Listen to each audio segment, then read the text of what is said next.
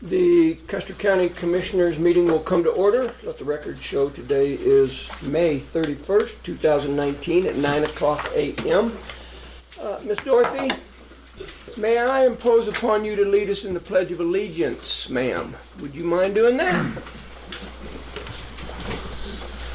I pledge allegiance to the flag of the United States of America and to the republic for which it stands, one nation under God, indivisible, with liberty and justice for all. Thank you.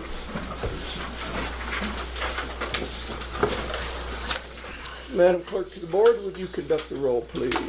Commissioner Flower. Present. Commissioner Kanda. Here. Commissioner Prince. Present. Attorney Clint Smith. Present. And Clerk to the Board Kelly Camper present. Thank you, ma'am. Headed your way. Oh, I thought it was, Jay. Wait a minute. Maybe I didn't get it. Audience introductions. Would you like to start, please? Jackie Bubis for the Sentinel Fund. Go ahead, Charlie. Yeah, Charlie Ellison from the Tourism Board. Loud and slow. It's That's on cool. its way. We can copy. I'm Becky Olson, Custer County resident. Dorothy Urban, curator of Silver Cliff Museum. Ron LeVar, Wetmore. Janet Elliott, Wetmore. Vince Dugan, President, Corbury Owners Association. Angie Hardenberg, Westcliff. Beth Archuleta, Custer County EMS manager. Lisa Drew, West Custer County Hospital District. Thank you. Looking pretty rocky-ish Rockets today. Day All right. Does Chris count as a visitor? Chris Barr. Chris Barr. Thank you, sir. Thank you all. Appreciate it. Thanks for being here. Big agenda today, so we will hammer away. Amendments to the agenda, gentlemen? Nor do I. No, I don't think so. Okay. Approval of minutes. Group's pleasure on April 30th. I would like to move, we accept 4 minutes. That would be April 30, May 7, May 8, and May, what was it, 22nd? Which was my wedding anniversary date, but I suffered and I came in here and took double heat. I will second your motion. Is there, it's been moved and seconded to accept the minutes from April 30th, May 7th, May 8th, and May 22nd. Discussion. Madam Clerk, I would say, nice job. Thank you. You're welcome. Anything else, gentlemen? Hearing none, we'll proceed to vote. All in favor, say aye. Aye. Opposed, nay. Motion carries. Minutes of April 30, May 7, May 8th, and May 22nd have been approved as printed. Thank you, ma'am. Appreciate it. Commissioner items. Commissioner Kanda, would you like to begin, sir? Sure. May 22nd, how many days ago was that? Not too many. Since that time, I did work that contract with the Justice Center. And Tom, we probably, I know we voted to do it, and we wanted to see it before we made it final. And I got copies to each of you. Do we want, and we've already voted now, what would be the next Robert's Rules way of handling? Well, I think, as I remember the motion, we could check back and I can look real quick, but I believe we voted to approve, or we did vote to approve that contract with Yep. the changes. I haven't cross-referenced the changes. I did look at the documents. If you are satisfied that those documents reflect the changes we requested, then I think we'd be well within the rules to move forward with that. Okay, we'll do that, and then keep me up to date on if you see some typo or anything else that we need to change. We can still change that, and then I'll tell him to go final. But they will be up when we're talking about it next week, Wednesday. Well, that's the 5th and 6th, and these are meetings that have been scheduled for them to interview the attorneys, the Justice Center, the judges, the Sheriff's Office, the detention center, all that thing, so they get a handle on how we do business as they start to build this concept for the new center here in the future. And their contract will be initiated, and then I get it signed and get them on the road. They'll be here next week. Okay. By consent, then, gentlemen, you all right with the documents as we voted? As am I. So we'll consider that Okay. business put behind us. Thank you. Thought I'd have a little more to report on the airport because I had a meeting scheduled with Lot 6 yesterday, but it got canceled because of weather in Texas. Imagine that. And it's rescheduled for Monday. all we were going to do in that meeting is revalidate the requirements as the engineering firm that we have for the schedule and the costs have put down, and discuss that so we get a firm go ahead so that we know I'm not going to turn anybody on to start work or start going for a contract until the budget's solid. And I'll let you know as soon as I get that. So do we need to take the item of discussion of airport upgrades off? Or We're going to, and I'm going to mention why now. We're going to take it off? We're going to take it off, and the reason that was on there was a little bit of that. The other reason was the airport board came to us with a proposal that they were working with Jackie that might have needed some discussion to change if they were combining some lots for the hangars and changing the outline of how they were going to do it. Turns out they got all the hangars rented the way they are. They're not going to change anything. They want that off the agenda, so we can take that off. So motion to remove the second to the last item. I'll move we take it off. It's been moved and seconded to delete the second to the last item on the agenda, discussion on airport upgrades. It's not debatable. All in favor say aye. Aye. Aye. Opposed nay. Motion carries. We will delete that. Okay. And then I've worked a few road issues we're going to keep looking at more. I've driven a bunch of them since that time, and I sure like where they're putting down that mag chloride. It's making a big difference, and they're doing a good job on it. We've got a couple of problems in different areas that they were still on, and we're always going to have problems. And so while I was out doing that, I happened to swing by and talk to Rusty with his spiffy new truck out at the landfill, and it is a nice truck and a good one. And he saved us some bucks by buying a $40 step so he can get into the darn thing. It's so tall. You got to have, on all these four-wheel drive trucks, you need running boards of some kind. And he said, Tom, thanks for helping. He had a couple models to choose from. You had some off of one of your trucks. Yeah, I gave him some running boards to look at. He was interested. But then he brought up the skid steer, which the grant didn't come through for, and so we don't have that now, which is a good thing to have because that helps us produce money because they use that to offload and load the cardboard and other things out there.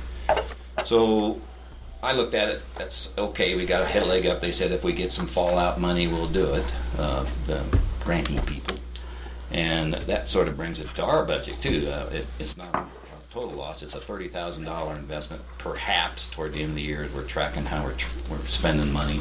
And if we don't have it all spent in certain areas that we can move money into, we'll keep our eye on it because it is a worthwhile investment, and we'll bring it to the board to discuss. And then I did have a discussion with some of the Silver Cliff trustees on their broadband initiative that Silver Cliff's initiating with the U.S. Department of Agriculture. And they tell me that they're going to be considering it on the 3rd of June in their meeting to initiate that contract, which brings in big fiber line into Silver Cliff by way of the highway. And it's a new money development, broadband development pot from the USDA that's just begun, and Sally, what's her name? Sally Clark is the director of that, former Fremont County or El Paso County commissioner.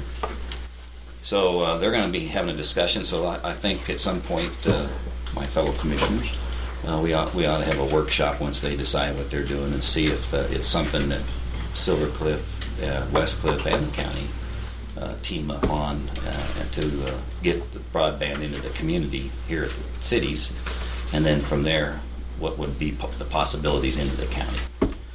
So we'll see what that is. Stay tuned. And let's see. And then I'm headed to CCI. I think you are too, aren't you, Tom? Next week, 3 days. That's the Colorado County's meeting happens to be in Keystone, which is a nice place to go to. But it looked like there's some good things on the agenda that I want to take a look at. Have you studied that a little bit? A little, yeah. Okay, that's all I need to say. Okay. Commissioner Prince, thank you, sir. I've been real busy. I didn't go to that many meetings since last meeting last week, but I did attend the E911 meeting on the 23rd. On the 28th, we held interviews for the planning and zoning clerk and we had some excellent candidates, and I believe that the planning and zoning supervisor made an offer that was accepted to the number one candidate, so I'm pleased to see that. Which one? Say that again, Jacob.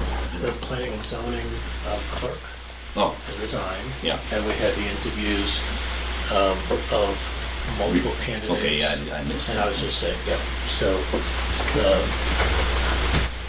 after it was over, the consensus seemed like one person shined, and ultimately that was the decision made by the supervisor of planning and zoning, Great. and the offer was made and it was accepted. I also attended your water meeting at Cliff Lanes on the 29th. I had a meeting with Economic Development Corporation. I told them that we the commissioners, and I hope I didn't speak for both of you, but I said commissioners, not just me. They were getting a little frustrated with the lack of progress on the broadband that they're supposed to be bringing to us. Who said that? I told them that. Good. I spoke to them and said, you guys need to get your act together and let's get something in front of us. If you expect us to act on it, you need to bring us facts, figures, and dollar amounts, and those kind of things. So Charles told me that they were in process and they would have something for us in the near future. I'll just leave it at that. Good. I dealt with multiple road issues. The complaint I'm hearing about mag chloride, people say they love it because... Now they love it, but now it's the hard holes. Well, no. What they're concerned about is when it rains, apparently the road becomes more slippery on It will mag for a while. chloride. So if anybody's listening, and I hope you are, just if you're driving on a road with mag chloride, slow down. And of course, the ripples in the road, according to Gary, are caused by excessive speed also, so slowing down on the dirt roads is good for your car, it's good for the county, it's good for you.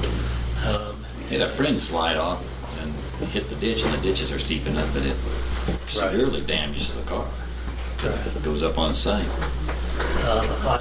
Good morning. I have a recommendation at some point about pump time.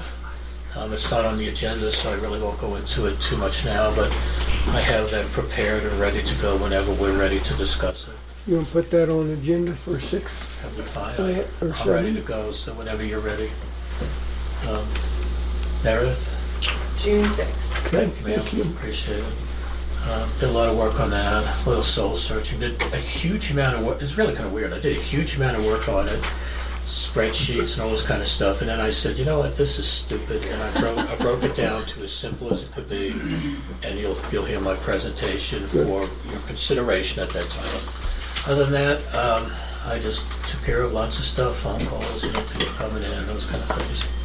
Didn't do anything else. Your staff meeting this afternoon, you want to mention Staff it? meeting this afternoon, I'm ready for that. One of the things we'll be discussing is CTSI, or insurance companies, send a list of That's right, that's coming up. send us a list of recommendations, of things that they felt we could do better as a county, and I'm going to present that at the board meeting this afternoon. Okay, At the staff meeting? Staff meeting. Is there a CTSI workshop next week or weekend? I'm not familiar with On seemed like there was something. There's a training Maybe it's a coming up. training. Yeah, it's- Oh, that's what it There's was. a violence training. That's what it was. Workplace That's- violence. That's not, Okay, good.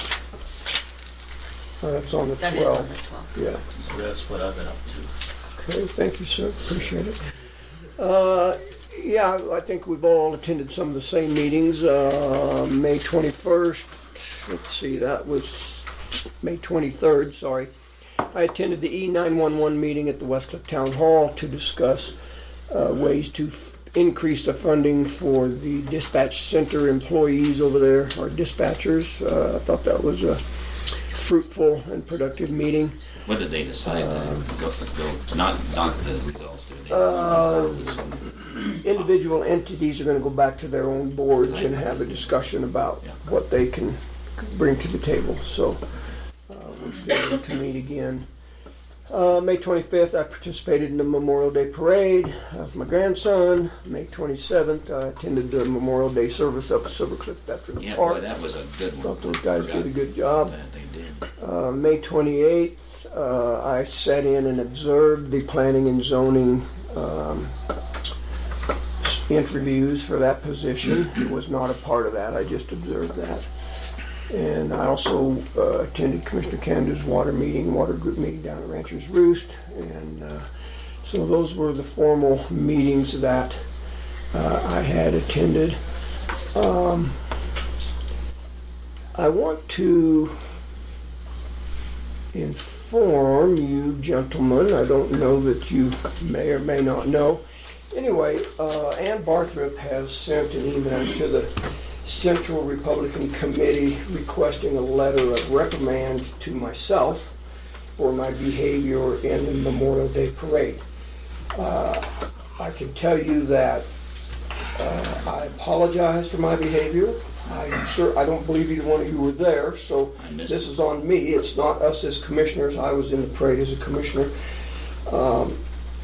My grandson and I were having a great time, got a little carried away, got to acting a little stupid, got to playing with horse manure, teasing some people, and so Mrs. Barthrop took offense to that and is requesting that the Central Committee write a letter of reprimand. So I'm assuming that that committee will deal with that at some point, but I just wanted you guys to know that up front. I will apologize to the Republican Committee. I was representing them. I was representing myself as a commissioner and did not do a very good job. I will assure the Central Republican Committee that I will not be embarrassing them or myself in another parade. So I want you guys to know and understand that. So I can follow up after our next Central Republican Committee meeting, keep you apprised of that. But I do apologize. It was uncalled for. The 4-H club after that parade told me that George Gramlich told them that they were not allowed to throw candy, that this was a somber and sad parade. I did not get that message. I certainly would have behaved differently, but my personality gets a little carried away, and so I will own my behavior in that parade, and I will have a frank and open discussion with the Central Committee, and we will move forward. Anything else, Well, gentlemen? that reminds me, the Lincoln Day dinner's Saturday. Tomorrow, yeah. Tomorrow. Yep. I won't be there. What dinners? Plattsburgh. The Lincoln Day dinner. At, out at Hillside. No, Or, no, excuse me, Wetmore down at Community Wetmore. Center. Yeah. Yeah. Wrong side of that, and I regret not being there. And currently, the embarrassment to the Central Committee is cooking for that, so they're gonna have So- to. Did you wash, no horse did you wash your manure. hands? Yeah. One of the guys behind me said, it's just digested hay, right? Not everybody saw the humor, and that's okay. I respect that and I understand that. So, But anyway, that's a reminder that for people that Lincoln Day dinner is going to go on Saturday night. Sorry I can't be there. I've got to be in Denver. okay, anything else, gentlemen? Okay, we'll move forward. Thank you. Thank you for saying that. Oh, you're welcome. Next item of business, Upper Arkansas Water Conservancy District Report. I just want to make public, certainly I know the three commissioners know this, that on the 28th, Commissioner Cinderhoff was informed by Chief Judge Patrick Murphy that he was being removed, that he would not be reappointed for his term that expires at the close of business today, and that Mike Shields, a local rancher, was appointed to fill his position. So we have, Custer County has new representation on the Upper Arkansas Water Conservancy District. The next meeting, I believe, is the 12th of June, 12th or 13th, I can't remember exactly, I got it written down, 13th. I have decided as the ex officio member of that organization that I will request a seat at that table and remind them, according to the parliamentary law, which Robert's Rules is a recognized expert on that, that unless their bylaws or articles of incorporation state otherwise, all ex officio members have full voting rights and any other rights as a seated member. So I'm going to have that conversation with them. I think it's time that That's a good idea. that we move out of the shadows and quit introducing myself as a guest when I'm a seated member of the board. It's ex officio, I understand that, but I think they probably need to understand what that means as well. So, go ahead, sir. Congratulations to Mr. Shields, and I'd like to publicly comment that while at the moment the commissioners have a little issue with Mr. Sinderhoff, he did spend many years on the Upper Arkansas Water Conservancy District, and I'd like to commend him for his service. So I'd like to just publicly say thank you to him for all the years that he's served. over 30. Even though we have a little bump in the road right now, I mean, we're going to work through that somehow, somewhere, but bottom line is he served many years basically for free. They get just a stipend for going to these meetings, and I think he should be commended for his service. Good point. Yeah, it's a great point. Thank you for that. I know when I was considering running for political office, I made an ignorant statement more than once about never letting politics interfere with friendships. Well, it sounds good on paper. Pretty hard to Pretty hard to do live that. by, isn't it? Bob and I have been friends for 33 years, and I agree completely. He has given his heart and soul to that Water Conservancy District, and him and I had an understanding that we were on different sides of the fence when it comes to the water augmentation plan. I hope when time is appropriate, I can shake his hand and ask him how he's doing. That has been happening all through this process so far, so I hope it continues. It's not worth destroying a relationship over if we can help it. So, but he has done a good job, and again, like you said, we've hit a little snag in the road here, but that doesn't one incident doesn't need to negate what he's done and his commitment to that.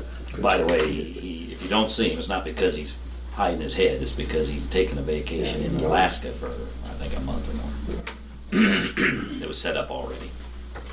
Go ahead, Can I sir. also ask that at some time in the near future, we ask Mr. Shields to come in so that we can officially meet him and talk a little bit about water augmentation, find out where he is. Sure. Just get a feel for the board now that we have a new person representing us so that we can feel comfortable with him. Absolutely, yeah. I had coffee with him this morning. I will extend an invite to him. I really appreciate that, thank you. You have it coming up, you mean? Pardon? You haven't had it yet. I had You're gonna coffee see with him. him this Oh, you morning. did? Yeah, but I'll talk to him and extend that invitation to him Appreciate that. when we meet on the 6th or 7th. So, perfect. Okay. Thank you. You bet. Anything else? Commissioner Candy, anything on the Upper Ark? Well, we had a good pre-meeting with the guys it's not the, it's the Wet Mountain Valley Water Association remnants, because we're not giving up. And I thought that first meeting went very well. We had quite a few people there, and the meeting yesterday did exactly what I thought it'd do. Of course, Bob was still in his, we're not going to do anything, we want to press on. We're going to teach you guys instead of, well, let's see what you've got and maybe we can modify it. But we did hear some chinks in the armor. Toward the end of the meeting, even the lawyer said, I can't remember his name, we got 18 months before it's out of the referee's hands and into the actual beating each other up, spending money. And our goal is not to try to spend money. And so, and then even a couple of the directors later said, there's opportunity to modify. Now they're starting to say modify. We'll see if we can get them off it. Okay. And with Mike there, it'll help. Yeah, their attorney's name is Kendall Bergmeyer. Kendall Bergmeyer. From Law of the Rockies. And I think he's a pretty sharp guy. That was the Blue Line Committee meeting, right? Blue Line Expansion Committee. Yeah, and it was not an executive session, it was an open meeting. Wanted to and, make sure I had it right. You don't, it wasn't yesterday, it was the day It before. was the 29th. 29th, yeah. Thank you. Yep. Okay, good. Anything else, gentlemen, on Upper Ark? No, sir. Thank you. We'll move on. Attorney items. I attended the meeting, or the interview session last Tuesday, where Jackie Hobby, our planning and zoning director, interviewed applicants.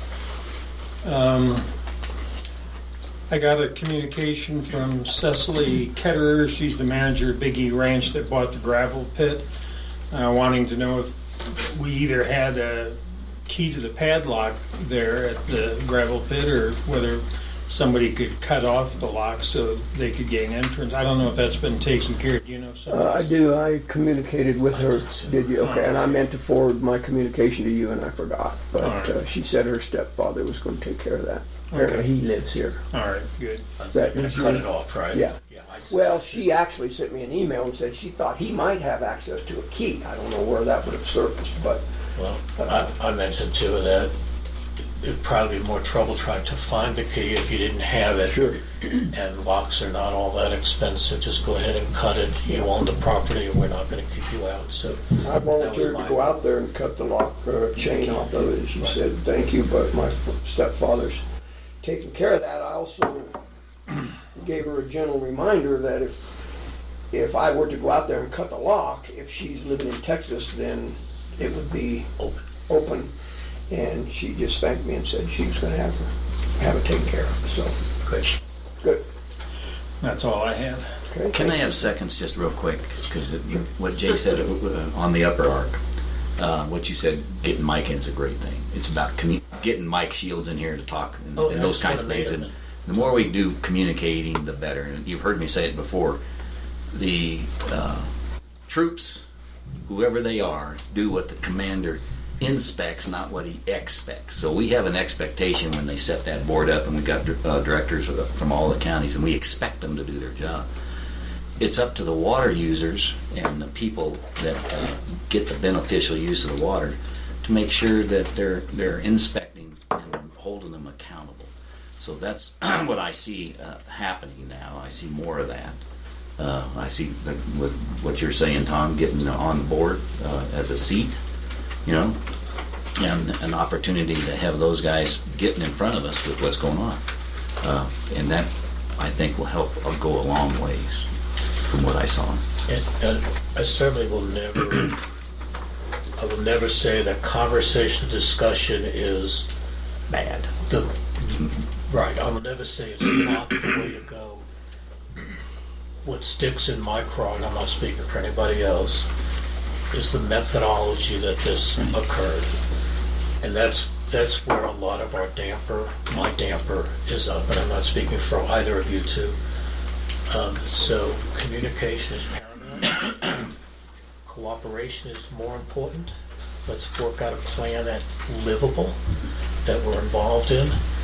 I did sign a letter saying that I would not be part of the discussion while Custer County was being forced into this plan, and now it's litigation, or will be litigation most likely. And I will stick to what I made my commitment to.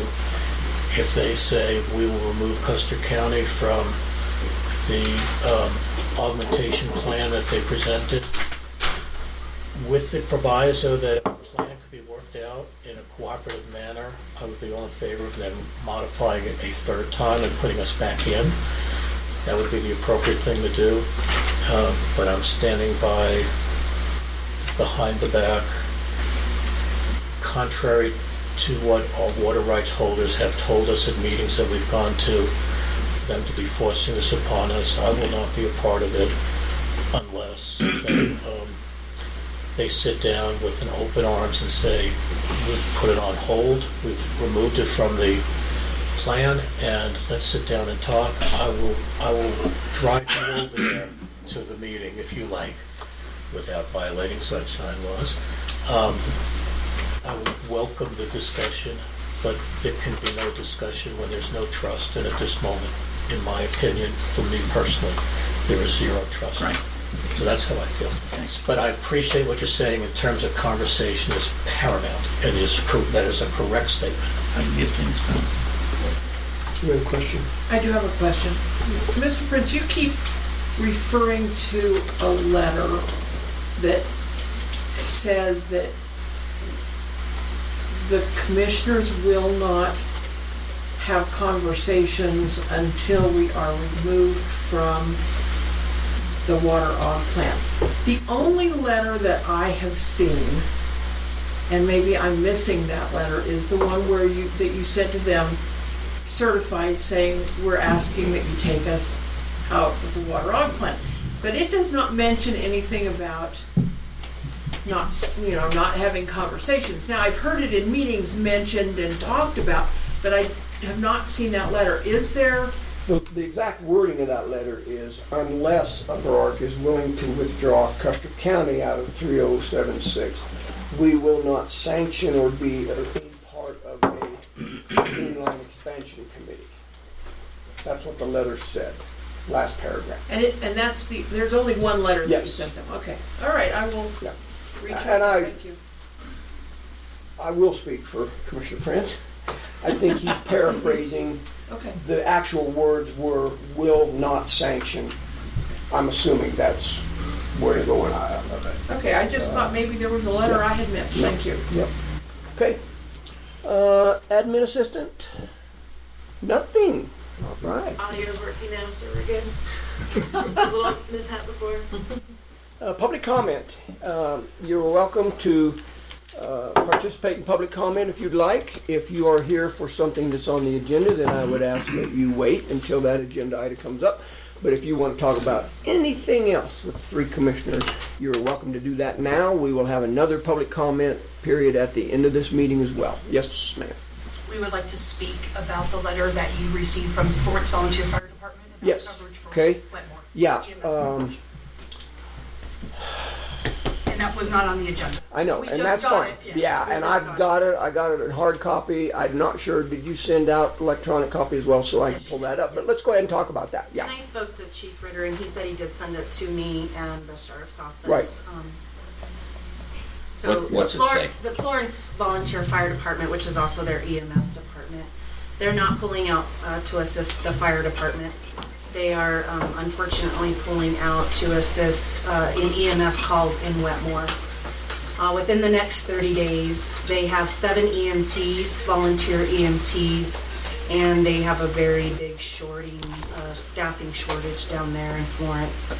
In fact, that day that I talked to him, they had a medical call that they could not respond to. They couldn't get AMR Canyon City to respond to, nor could they get Pueblo AMR, to respond to.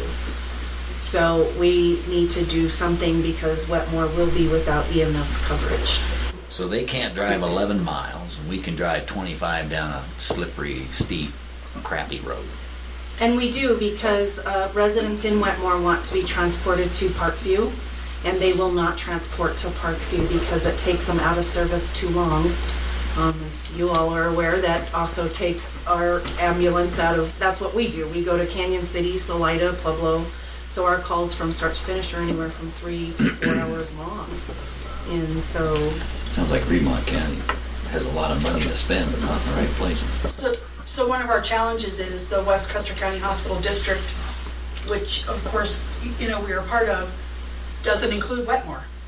So that's the challenge for us from the legal standpoint is the hospital district doesn't go as far as Wetmore. But in the same token, the right thing to do is care for the patients, the people that are in Wetmore. How does that look? If we can't afford to have 2 full-time crews on, just to have somebody ready to roll to Wetmore, we've been talking about how might this look. We don't know, so we would like to ask. How can they legally stop? I don't get that. Well, they're a volunteer service. I know. And apparently that area doesn't pay any taxes, doesn't pay any mill levy. They're kind of a standalone. We don't pay for any services. So whether or not the residents there moved there knowing that there wasn't any EMS service, I'm not sure of that. There's a few Wetmore folks here, so perhaps they could answer that. You're right, it's only 11 miles down the road. They have 7 volunteer folks, and they all have full-time jobs. So it is a volunteer service. They had over 1,000 calls last year. I believe that's between fire and EMS, so that's got to be a combination. There's no way they had 1,000 EMS calls last year. So because we didn't have that many, and we're a paid service, and they're not. Now they are trying to make some kind of agreement with a paid service, so then they would become a paid service. But as we know, that takes forever to happen. If they just started to talk about that, that's probably 3 or 4 months down the road. They did say they were going to cover for the next 30 days if they had folks available. So the way the call-out structure is now is Florence is first call for Wetmore, we are second call. Is that correct? That's correct. And then Pueblo AMR is second. Right, then Pueblo is third. So my concern is if we are sending folks to Wetmore, again, out of the official hospital district, we have to make sure that we have coverage here for our local community as well.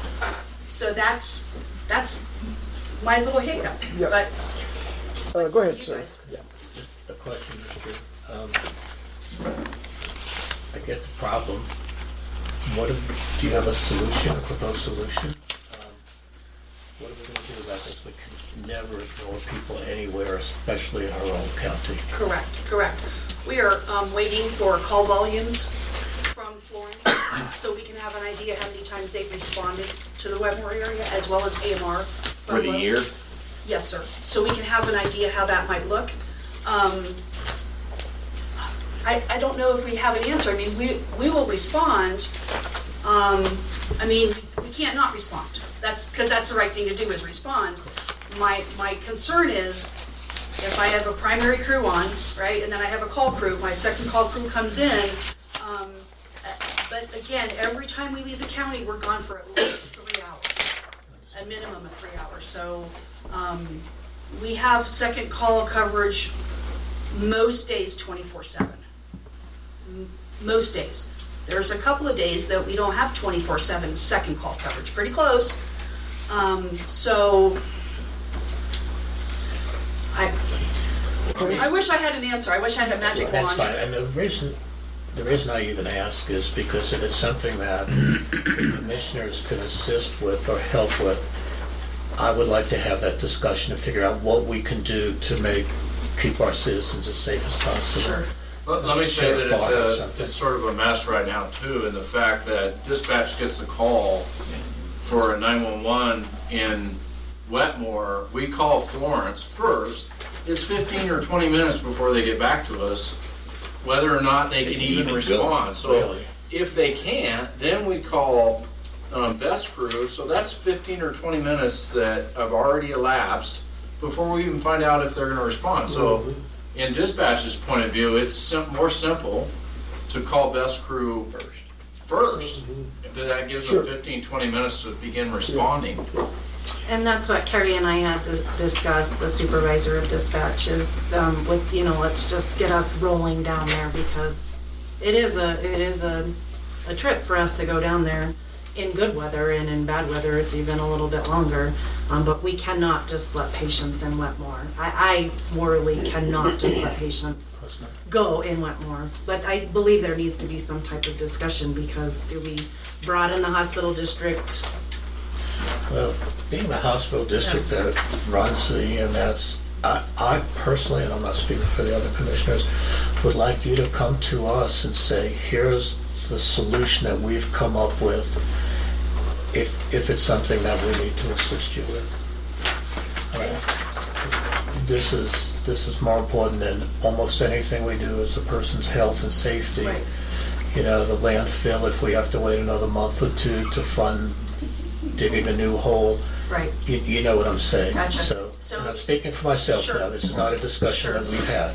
If you can put us on the agenda for the next meeting, we should be able to get some, again, I think the key is call volume, so we can have an idea. Okay. And if there's any kind of trend, if it's a day shift, because there is the Wetmore Fire Department that's already there. We've talked about, do we stage, do we put an ambulance there so it's closer to respond? That's the kind of thing we need to And do. that's what we're thinking about too, but again, it's that second crew and paying them, so that's what we're waiting for. So if you put us on the next agenda, but tell me when that is. When is the next meeting? Yeah. The 6th. June 6th, if that's, If it's not too crowded, I don't know what. There's only one item on the Oh, sweet. is that So enough You're not time? alone in this issue, is what I'm trying to Okay, tell thank you. you. Is that enough time, June 6th? The I next hope meeting so. would be the next day, June 7th, and then after that, June 13th. Sure, we'll Sorry, not the be 13th. persistent. Huh? That'd be in San Isabel. Yeah. San Isabel. So probably the 6th or 7th, your Okay. choice. The 6th. 6th, okay, thank you. Mr. Sean? Was the hospital district formed the same way as the library district along the school district boundaries? I'm not sure where the library district is. I know we Where the actually school go is. into Fremont County. Oh. So see, we have like 18 Fremont County residents that are part of the hospital district that actually, that their tax money supports us. It's a really weird little, I wasn't around when that happened. It was Yes. like 1988 or something, a long time ago. So, Yeah, I got a couple comments, I guess. Number one, in reference to the letter that we got from volunteer, Florence Volunteer Fire Department, a correction of the statement you made, Ms. Lisa, with all due respect. The letter says that over the last 3 years, they have had 1,000 oh, I'm calls sorry. for service. I stand So corrected. I was like you, when I read it I first was time, like, I missed woo! that. I thought, I did 1,000 too. calls I in did 1 too. year, you I need to told show me you. the book. Yes, sir. Okay. But it says 1,000 calls, over 1,000 calls, whoops, that's all right, for service oh no, I'm sorry, per year for Okay. the last 3 years. I Okay. missed the per year, Okay. so we were right the first time. So yeah, 1,000 calls per year, that's pretty far. And that has to be, Averaging more than 3 that a day. has to be fire and EMS. There's no way in the world that Florence, Still. Right, that is a heck of a lot of calls. And they are all volunteers and they all have full-time jobs. right, yeah, So, yep.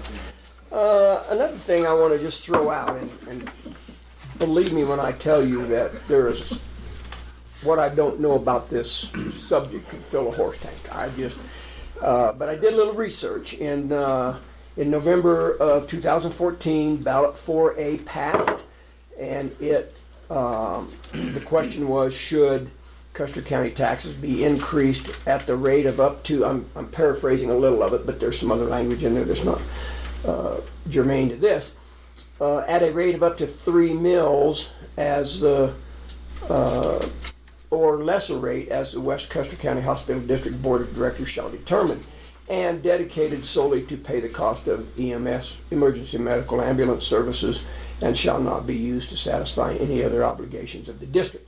I bring that up to ask this question, is what portion of that mill increase is going to, because I don't know that. so EMS has a 3 mil just for them. Okay, And so then that we full give 3. from the hospital district another half mil. Okay, so the So 3 mills the mentioned in 3 this mil- ballot, that all is of that went to, absolutely okay, goes that to was them. my question. Yes, Thank sir, you. and quite frankly, it doesn't come close to covering the bills, Right, but. okay.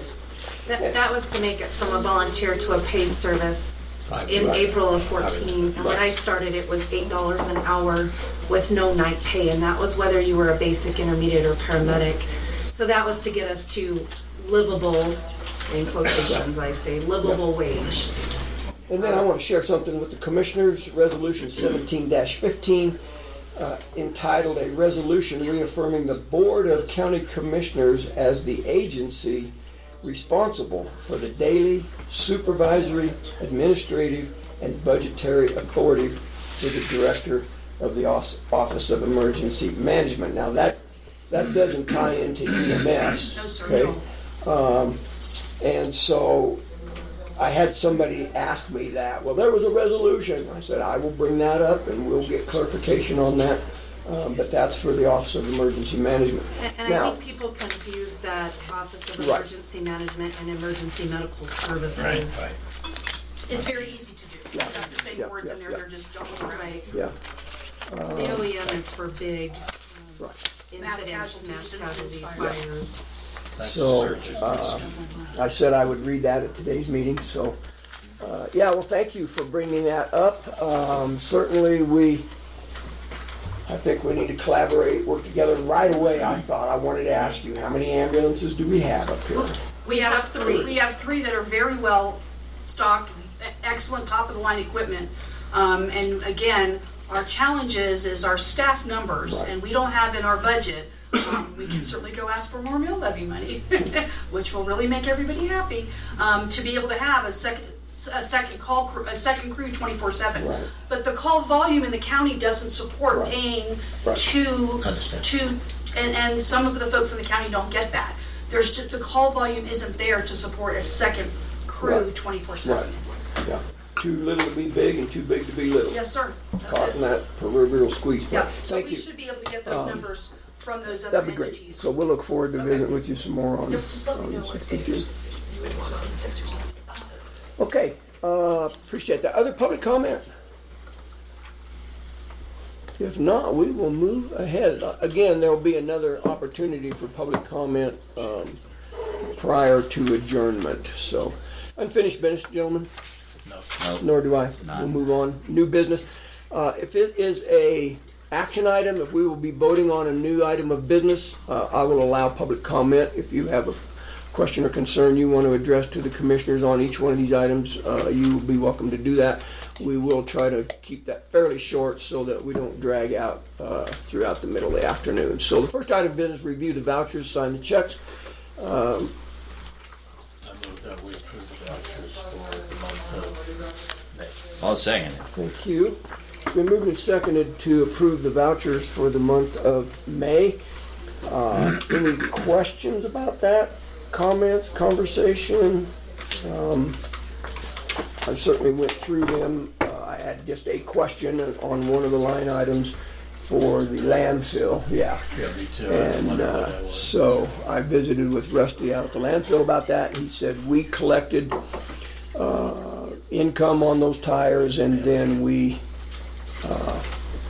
paid to have Intra West Disposal come and get those tires. So that cleared up my question there. Any other questions or concerns? Public comment? One thing I'm going to talk to Donna about, we get it later in the minutes, and you must track this down, the total amount of the vouchers that we approve, because it always shows up in the later minutes. Yeah, she gives me a total, a sheet, and then after all the handwritten's done too. Because that's why we don't have a total yet. Handwritten still have to be done. So, okay. They're sizable when you add them up. Yeah. It's expensive to run this county. Yeah, and I'd like to thank Meredith and Donna because they were working pretty hard. Every time I called in, that's what they were doing. Yeah, we had a little fly in the ointment this month, so we got that taken care of. So thank you for your efforts. Power outage was. Yeah. Strike the light. Yeah. All right. Hearing no further discussion, we'll proceed to vote. All in favor of approving the vouchers and the checks to be written for May, say aye. Aye. Aye, opposed nay. Motion carries. If you'd like to initial those, sir, we'll pass them down the line and we'll keep moving. Next item on the business, on the agenda, the library annual report. Mr. Sean, come forward, sir. Welcome. Good to see you again. How are you? Good. Can you believe a year's gone by already? It's hard to believe. You gotta shake my hand too. Yeah. It is a lawyer's hand, but you better check it now. It should have been in his pocket. That's So I was not very clear with Meredith. Sorry. It's got two things rolled into one. First is the ratification of two new trustees for the library. And I think those are two separate documents too, so Yeah. give us just a second. It's the last one, WCCLD document for, Got it. okay, go ahead, sir, Cool. sorry. So Bart Scott moved away, and JD stepped down, which we're sad about both of those. But we found Nicole Parsons, who you may know through her work with the Community Foundation, and Richard Hacker, who was the former judge for the town of Westcliff. And they're both Okay. awesome. So we're asking you to ratify them. I move that we accept the two trustees, Nicole Parsons and Richard Hacker, onto the West Custer County Library District Board of Trustees. Good, I'll second. Moved and seconded to accept Nicole Parsons and Richard Hacker onto the Board of Trustees for the library. Discussion. I had some discussion, and you may have answered it, and I just didn't get it digested. These are 2-year terms typically, but these people are filling some 3-year terms. terms. 3-year terms. Okay, sorry, yeah, January 19 to December 3, okay. So Richard will be filling out, JD's term and that will expire December 31, 2021. Correct? Yep. And Nicole, December 31 of this year. Yeah. Okay. She said Richard Hacker. Yeah. He was already on it. No, he's added these. This is the new one. It says 2019. So I was, Yeah.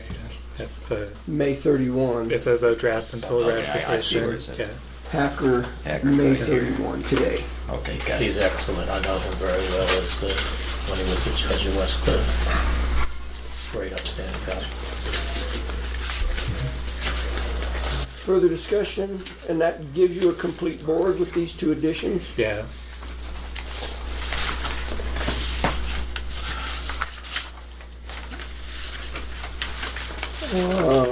Public comment? Hearing none, we'll proceed to vote. All in favor, say aye. Aye. Opposed, nay. Sorry, let me vote aye. Opposed, nay. Motion carried. Richard Hacker and Nicole Parsons have been appointed as Board of Trustees. Okay. Go ahead, sir. Cool. So you do have the full annual report.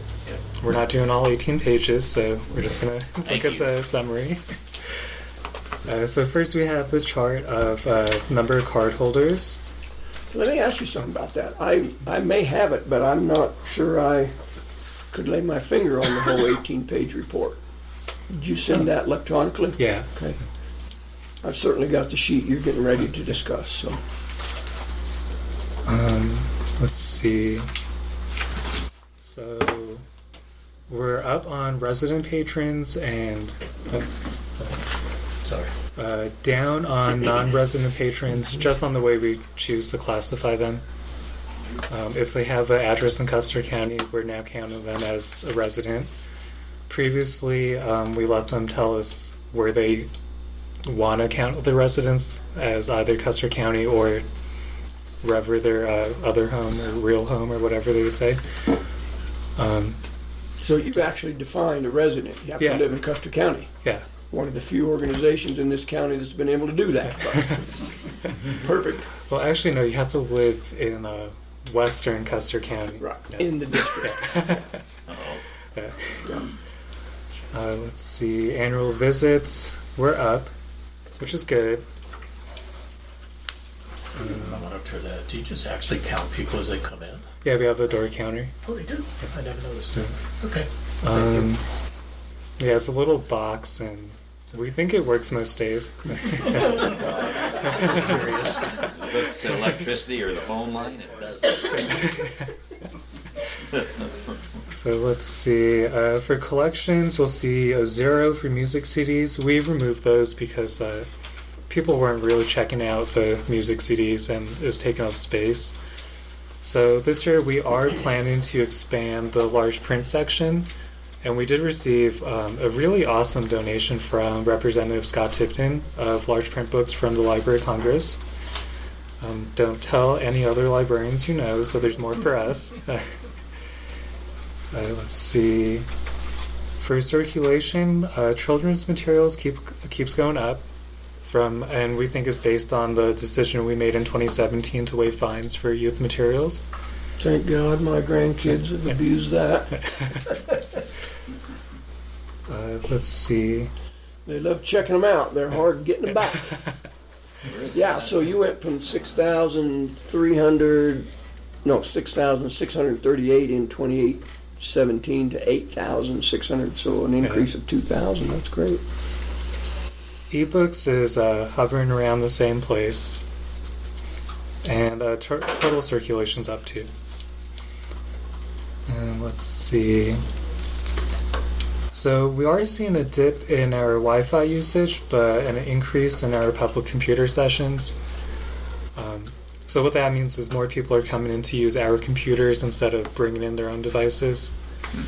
Our guess for that is that a lot of people have switched from their PCs to tablets and smartphones, and there's still a lot of stuff you can only do on PCs, so they just come and use ours.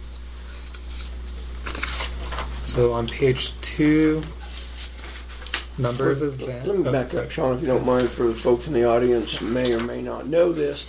The library has 7 desktop PCs, 6 laptops, 1 iPad, and 1 Kindle.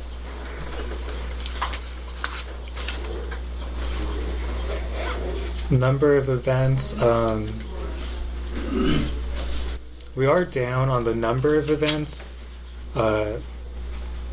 For adult attendance, we're up. And let's see. For young adult attendance, those are teen programs. We're working on ways of figuring out how to get them in. Sports are a big competition for us during the school year. Let's see. So 2018, we actually didn't have any youth volunteers.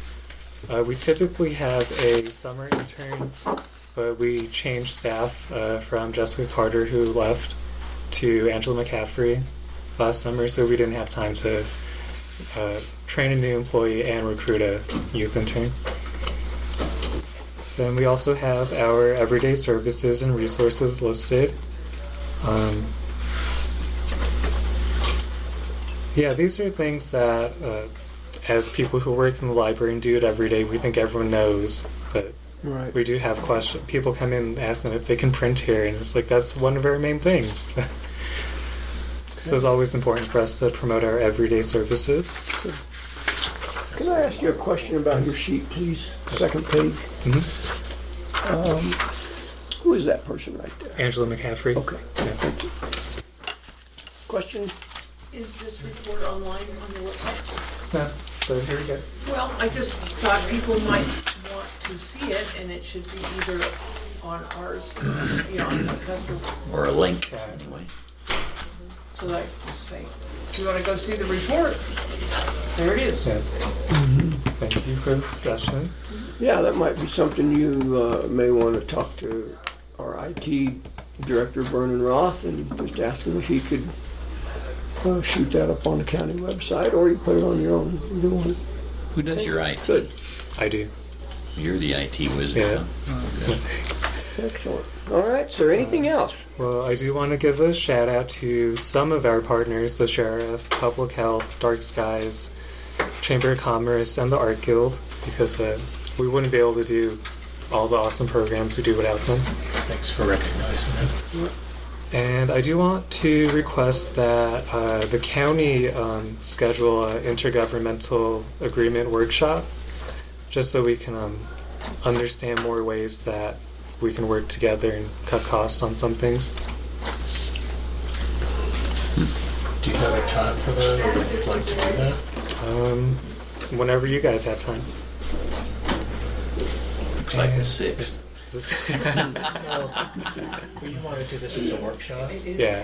Yeah, if you could work on that for us, please, because I think that's an Give us a excellent couple idea. of 2 or 3 dates to consider. Or Sure. Cool. I think that'd be fine. And next year, we changed the summer reading application to not ask for their address, but to ask if they live in town in West Cliff, in Silver Cliff, in rural Custer County, or out of town for their school year residents, which will be much more usable data. So we're looking forward to presenting that next year. Out of town or out of county? It's too late to So you'd have change 4, the. right? Yeah. So Yeah, if you're but already doing yeah. county, then that takes out of the 2 towns, right? Yeah, so then it out does of mean out of county, yeah, for summer visitors. Because we are interested to know, are we only serving the people in town? How do we need to change our scheduling? Whatever changes we can figure out from that. And I do have the summer reading program, all the events. And the kickoff party is today at 1 at West Cliff Memorial Park. There's coffee for you. And I have to run off and help set that up. Yes. Well, we hope we'll be done with this meeting. No guarantees. Well, thank you. Appreciate that. Thanks for coming in. Thank you. Sure. Yeah, sorry. Go ahead. I'm sorry. If I remember last year, and I could be off base, but I thought we had a discussion about your physical space, the actual location of the library. And I kind of remember that there were some limitations that you were concerned about. I was just wondering if that's if A, I remember correctly, and B, if that's an issue at this point. there's certainly a lot of limitations, but no major issues. Okay, so you're okay. Yeah, I mean, it's really loud in the summer because all the kids are in. Well, you're gonna have that when you got a Yeah. group of kids, no matter what Yeah. happens. Boot the kids out. All right, sir, Yeah, thank you. great. Thank you Appreciate very it. much. Excellent report. I appreciate it. Thanks for coming in. Don't you. Thanks, forget, Sean. Now to wash your hands. Especially after phones. Thank you, sir. Okay, next item of business, Silver Cliff Museum. Mrs. Urban, would you like to come forward, ma'am? Yes, sir. Hope you're bringing money. How are you? I'm not going to ask for money. Well, that's the next best thing. If you don't bring it and you don't ask for it, we're in pretty good shape. Well, Sorry, let me move that for you. that's okay. I want to just pass out my business card so you know who to bug. I get a lot of bugs coming over my phone. Thank you. And I've already talked to this man once this week. But I'll still take one of your cards. If you Yeah, I didn't have them with me. In fact, I had to have some more printed. So why I'm here today, I do have a report for you and for the town of Silver Cliff of what I'm going to tell you today. Thank you, ma'am. And I don't have one for you. I did give one to the secretary. I've been in the process of training docents, and you know what that is. And it's a good thing because we're starting to build our visitation and having the museum open more days, which you guys requested. So that hit the budget pretty bad because the budget was already fixed when you asked for that, but we took care of it. We are open Friday, Saturday, and Sunday, 1 to 4. And I do private tours. And that's what I'm working on very hard right now, is going to different agencies, real estate people. A lot of the people in our area, believe it or not, and you probably believe it, we're born and raised here, have never been in the museum. I believe it. Okay, so anyway, I'm working very hard on that. I've already made contacts, probably 15 different organizations. And what I'm going to do is take them in the museum privately. It's their tour, and show them what we've done and what we have and what we're going to do, okay? And I would like for you people to do that. I did bring my calendar. I don't know if you have time to select a day. It doesn't have to be the days we're open. I'm fitting in people that can come on their lunch hour, people that come after work. I'm fitting to their schedules to get this done. And for instance, on our open house, it's a good thing I had extra docents trained because I needed all of them. At one time, we had 62 visitors in 2 hours. Really? Yes, it was great. And I had a few things for the young people. I had Phyllis Bishop playing the piano, and everybody had a wonderful time. So this is what I want to continue to do. I need to build up the funds and the visitors. And so this is my thing, my mission for this year. So, and I'm out working on it already. Good. And I contacted the new Custer Tourism Board, and I understand they're having a newsletter. And we hopefully can use that for the museum and the town for activities. I've already called them and talked to them. Of course, they have deadlines, deadline 25th for July and August already. So, but I'm working on that. And but we're continuing our regular hours now after the open house, which was very successful. So if you would like to select a date now before I go back to these other people to come over for a private tour, you can. Do you pay your docents? No, they're volunteers. There's only a couple people that are getting paid that's been there for over 10 years. Because you mentioned that our request to increase the hours cost you some unbudgeted money. Right. What were those It's to be costs? open Also, we added to the budget, which we really got caught into this, keeping the place clean. So now we have a cleaning lady to come in and clean the place after we have some tours. We have another one that comes in and fixes things. So this winter, that's what we did. We fixed, we painted, we cleaned, and it's kind of up to par. And we did get new windows upstairs. Hopefully that will cut out the dirt coming in.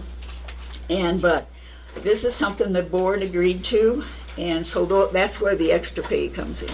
So those people get paid. Yeah. But the trained docents don't get paid. Donations increase on the people today, or is it like you have a box here? Yes, we do for donations, Right. and we emphasize that see when an they come increase? in, Yeah. we need that money Good. to keep the place open.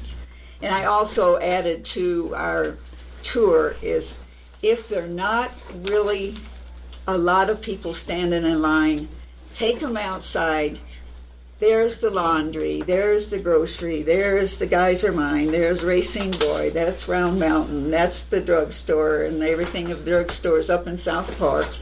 So, but to show them, because they have more time, if there's not a big crowd, they can look at the items that we have collected from those places.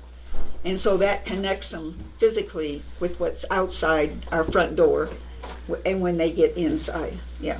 Have you ever considered charging an entry fee? We tried just that. curious. We tried that.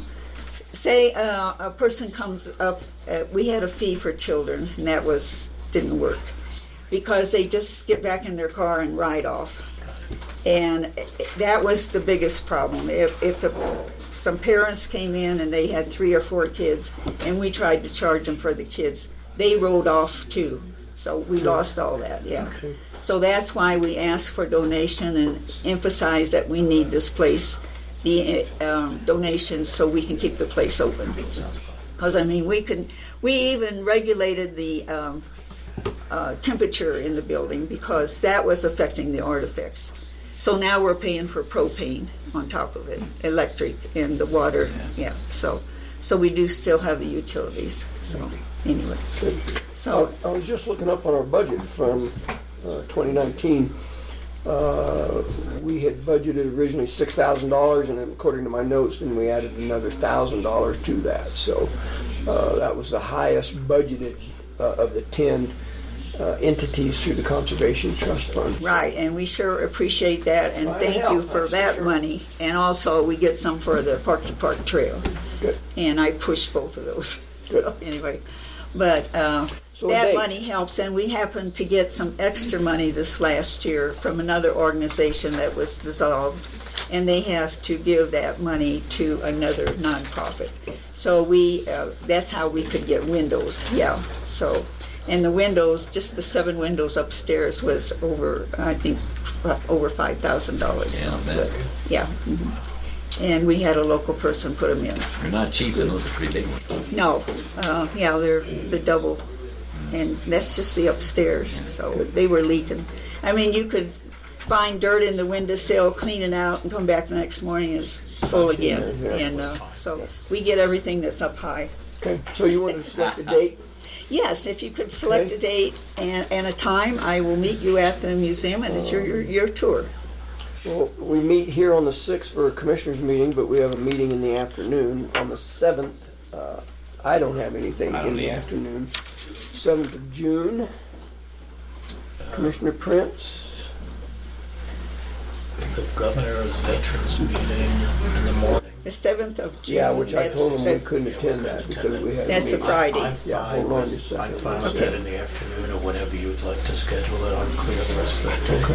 That's all I So have. what's your schedule look like on the 7th? Well, we're open that day from 1 to 4.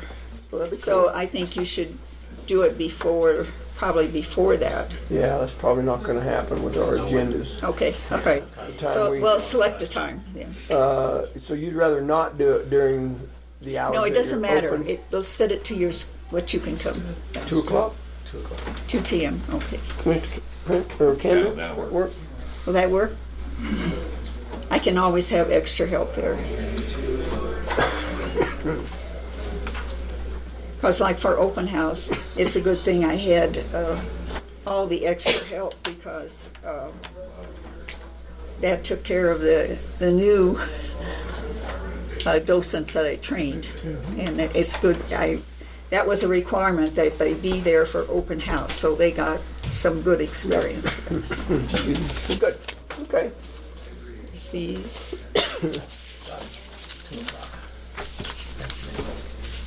All right, anything else, ma'am? That's it. All right, Still want to thank you. thank you for all the conservation funds Oh, because you're they sure welcome. do help. Yeah. This is a treasure. Yeah, it is a treasure. And Well, we have the vouchers for next month. Yeah, that CTF money, so you'll be getting a shot in the arm with that. so. right, yeah. Okay, all right, well, thank you very much. Okay, and now I will go to work. Thank you. My hours you. don't end there. So thank you very Your- much. Your day will end if you don't shake that gentleman's hand. That's right. And honestly, I did that the other day and I answered a question. Yes. I remember. All right, thank you, ma'am. Thank You you. bet. Before we move on, gentlemen, I just want to, and I thought Donna Hobby was in here somewhere. She sent me a note. Our vouchers today without the handwrittens, which obviously we haven't done those, $448,887.66. So pretty good chunk. And I appreciate her doing that. And Packet didn't seem to be as big, even if it was bigger checks. well, yeah, 65 grand for road treatment. Okay. Question while we're talking about budget. Yes, sir. Have we heard anything about interim district attorney or anything? I have not. Okay. Nope. Just curious, we're still paying our Yeah. exorbitant fee a month. Yep, yep. Well, let's press on for a few more agenda items. Are you guys able to do that? So next item of business, Especially my daughter.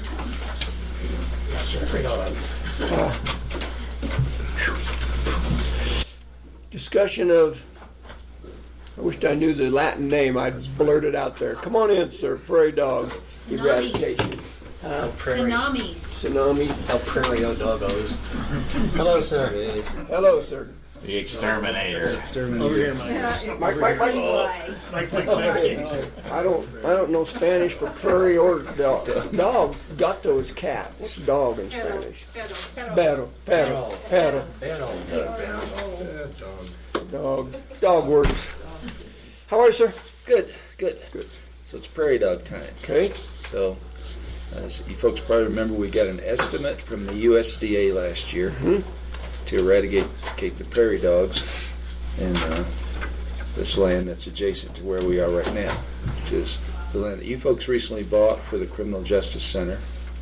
Also across the other side of Bassick from that, which still belongs to the Hagas. Right. That's really the part that we're talking about right now. Those two areas. Okay. So it gave us an estimate, and also in the town of Silver Cliff as well, as that continues up into Silver Cliff. So the estimate for this section, which is west of Bassick, So north of Justice Hermit Center. Lane, Right. That Justice Center right, property. was right? $2,000. Now, within that parcel, of course, is town right-of-way on Bassick, and also on Hermit Lane, the right-of-way and the Hermit Trail, okay, which the town would pay for that part. Are you doing anything on the other side, the east And side? the other side also. And that's, again, Haga and town of West Cliff and Silver Cliff on that side. What was that bid? What amount was that? That was $2,000 also for that. I saw your paper. So that's what we're looking at. Everyone else has agreed to do this. Silver Cliff, West Cliff, and the Hagas have agreed to these numbers.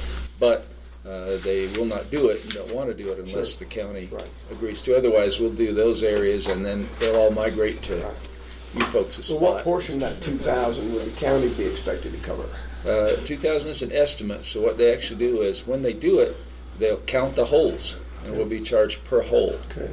So the town, of course, would pay for anything in town right away on Bassick and on Hermit Lane and the trail of Hermit Lane. So I could estimate It could be less than 15 2,000. Less than but 2,000. It's an estimate. Got it. What about the land that's right above 69 in the corner right here? That's south, that's to the west of where you're talking about. Edwards, North of the Shell station? Yeah, north of the Shell station, empty lot. empty lot, yeah. Yes, yeah, prairie Probably dogs. not a lot of infestation, is there? Nothing there, I've seen that, any. not much there that they've Well, you seen. hate to spend the money. Yeah. Till we do Yeah, this that's and what they I'm go saying. there. You don't wanna- Well, They go We don't there. want to miss one. If we do a good job doing this, there shouldn't be anybody going anywhere except for the big prairie dog hole in the sky. Yeah, and how they'll do that is they put a tablet in each hole, which creates a phosgene gas, and they cover each hole. As soon as they put the tablet in, they cover the hole, so there's no danger to dogs or Predators out of it. other wildlife for that. And this only lasts for a few hours, and then it's gone. So, It's better than those bombs. yeah, yeah, Folks are gonna have a problem. yeah. with it. That's what we want to do. I'll go ahead and I'll move that the town support the eradication, the county support. I'm thinking Get your right hat on, Jay. Yeah. that the county support the initiative of the three entities, or the three other entities, really. Hager's also for the eradication of the prairie dogs on the county-owned property that will eventually be our justice center. Or I second that. I'd say up to $2,000. Okay, I was gonna ask, is it equal proportions? Is that what we're trying to do? Share equally, or is it up to 2,000 and that's only as far as That's our share, right? It ends up being equal, and just one more entity sharing it going west. The Yeah. Hagas, we don't have them sharing on it, so. Yeah, they're doing their That's from part. Silver Cliff. Yeah. Was that a second? Yeah, sir? I'll second. Been moved and seconded to authorize up to $2,000 to contribute to the prairie dog eradication efforts, specifically on the county-owned property where the Justice Center is scheduled to go. Discussion. Where will that come from? Will that come from building and maintenance? Yeah, I don't know about that. I suppose it could. I would, ground building and maintenance, that's what I'm thinking. What's the pot that we had the tennis court in for Silver Cliff or whatever, get We west of? spent that 4 times. Did we already spend that, but Every time we need a few bucks. I know, I was saying, oh, let's take it out of that, we got the extra. I think Wondering where it is. I think there's funds in that. Since you mentioned that, I don't know if you folks are aware, we didn't, Westcliff did not get the grant to rebuild the tennis court. Yeah. So Kathy that might came be- and told Yes, us you that. told us. Right. That's why I was trying to spend what we allocated. Gosh, Dorothy hadn't Spent left. that money 5 times Already already. spent. We could have skimmed $2,000 off of the museum if she was still here. Ever hire another docent, we're gonna borrow 2. We have EMS, they're loaded, right? We're loaded. They're Whatever loaded. you need, we got it. Yeah. Gauze, bandages. Band-Aids. Yes. We got Band-Aids, we got splints. So when do you anticipate this project moving forward? With our okay, the folks at USDA would like to do that as soon as possible. It's time right now. So have they popped out yet, do you know, first round? They should have by now, I would think, but I haven't really been paying attention. I've seen it. So it'd be critical to get them after Sooner they. the, Okay, so further discussion? Public comment? None? Hearing none, we'll proceed to vote. All in favor of getting rid of them rascals? Say aye. Aye. Aye. Opposed, nay. Motion carries. We will contribute $2,000 to your efforts, sir. we will try to keep that number down. All right, thank you. Alrighty, thank you. The lower you keep it, the less money we have to take from the museum. Okay. Boy, I better be careful. She'll be back in here. Hey, sir. It's too late now. No, it isn't. No, it isn't. Sorry. Can I sit over on that side from the? Now, when you said you were sorry, you meant you were apologizing, or is that a state of condition for you? Both? All right, thanks, Mike. We're going to try, sir. I don't know if we'll have any luck, but we'll try to keep it going. Consideration of approval of the CTO grant. I'm assuming, Charlie, that's why you were here? Missed one, Tom. Oh, I skipped one? Sorry. If I did, it's not on my agenda. Not on my agenda. Letter Let me to go to support the Wet print Mountain one. Valley Water Planning Grant. It's on my agenda. Oh, well, I am on the wrong agenda. I gotta quit using the one I get electronically and use the one I get in paper copy. I've got one. Consideration of letter of support for the Wet Mountain Valley Water Planning Grant. So who's leading that? That would be Miss Linda. And I'm not gonna miss you. Yeah, that's right. There you go. And I did get your paperwork. I just am looking on a different agenda. So thank you, Charlie. I apologize, sir. she's gonna spin you a yarn. Yeah, we'll watch her. Let me get the time started. How are you? I'm fine, and Good. you? Well, thank you. Thanks It's- for being here. It sounds like I might be one person with a yes from you. We might be able to access $80,000 to work Okay. on water and sustainability planning. Yeah, we don't need it, tell them no. So I printed out the GOCO Greater Outdoors Colorado grant application that went in yesterday. It went in conditionally. Okay. And the condition is that when we submitted the grant pre-proposal, it was San Isabel going to do the work in a broad range of partners. And the feedback that we got is this type of work is most appropriately done with the county as the lead person directing and being right alongside San Isabel in the project. And so when I talked with the grant administrator, she said, put it in pending approval. So there's three ways to go. You could say that you don't support it at all.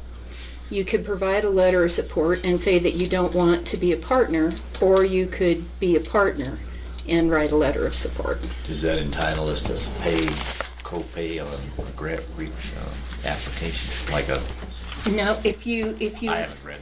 yeah, if you turn about halfway back through the, how about if you look too? About halfway back through, there's a budget form.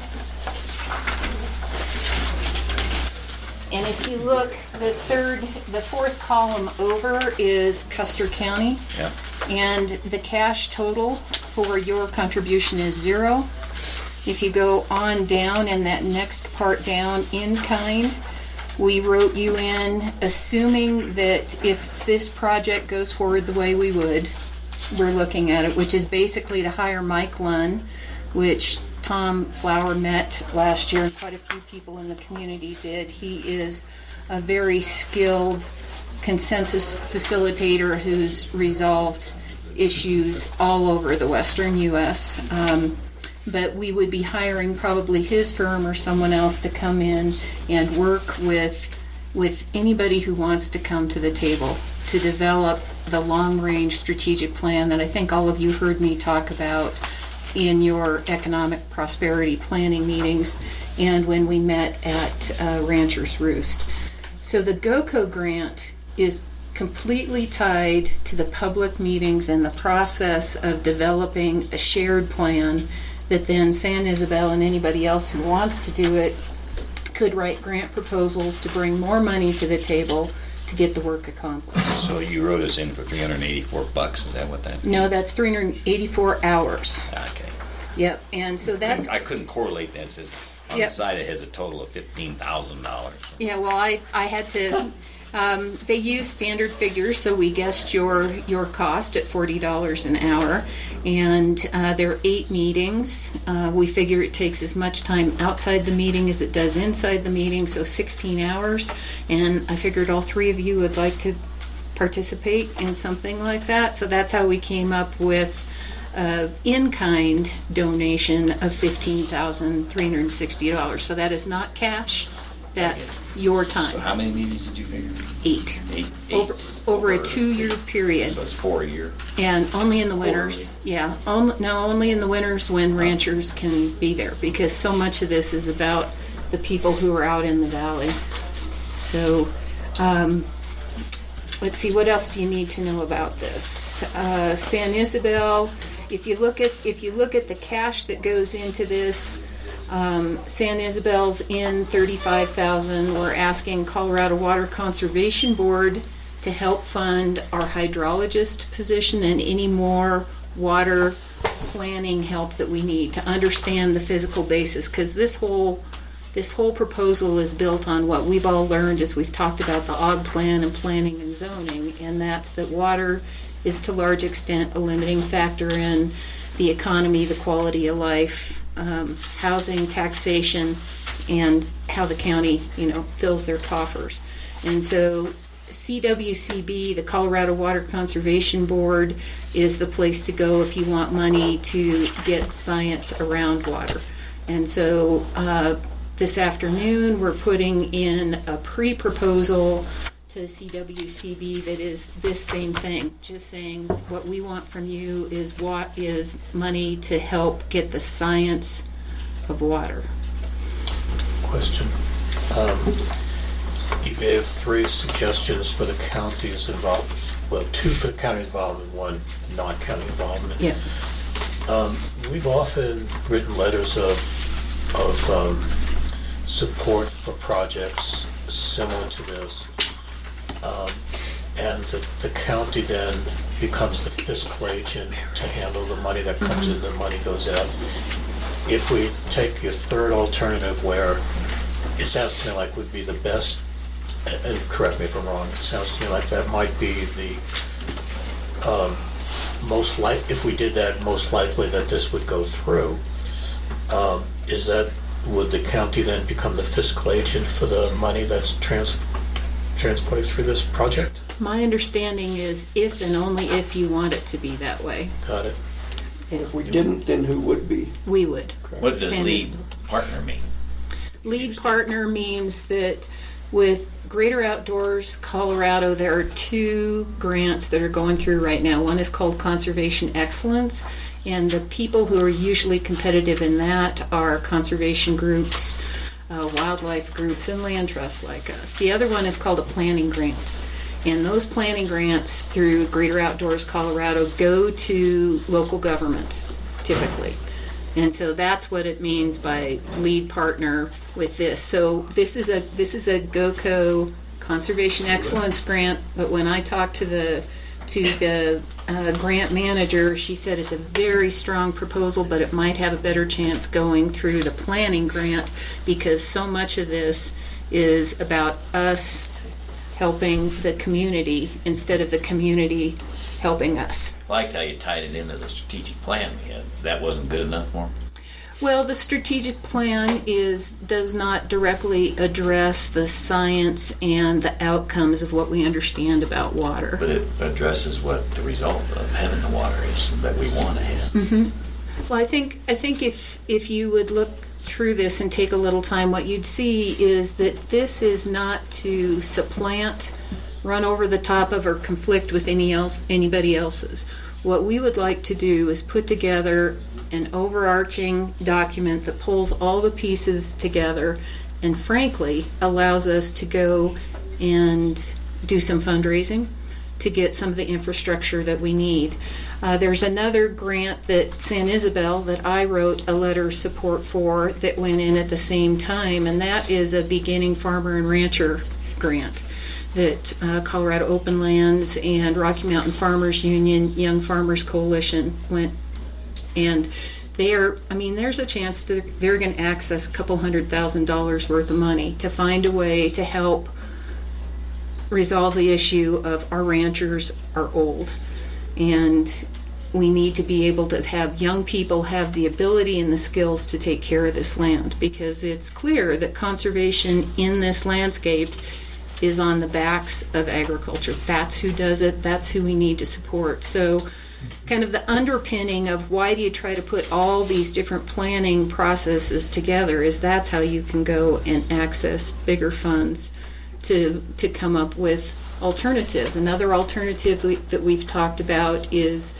getting in front of the buy and dries that are inevitable here. You know, there's one on the ground already, and there's 3 or 4 more that could happen as quick as this summer. And one of the ideas that some of the people in the community have been talking about is is there a way that we can develop legal and financial ability to keep that water on the land in agriculture in the Wet Mountain Valley. And we need help to look at that. That takes attorneys, that takes engineers, that takes a lot of people that cost a lot of money, and we just don't have the expertise. And so San Isabel's primary thing that we're working on for at least the next 2 years is water. This is our newsletter that's just coming out, and about all we're talking about in it is water. And to really be of use to the county, we feel like we need to help bring some money to the table and expertise, and that's what this is about.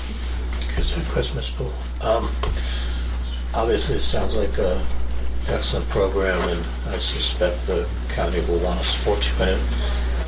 What would you recommend that we do to help of the levels you asked us? How can we best support you? Do you reckon?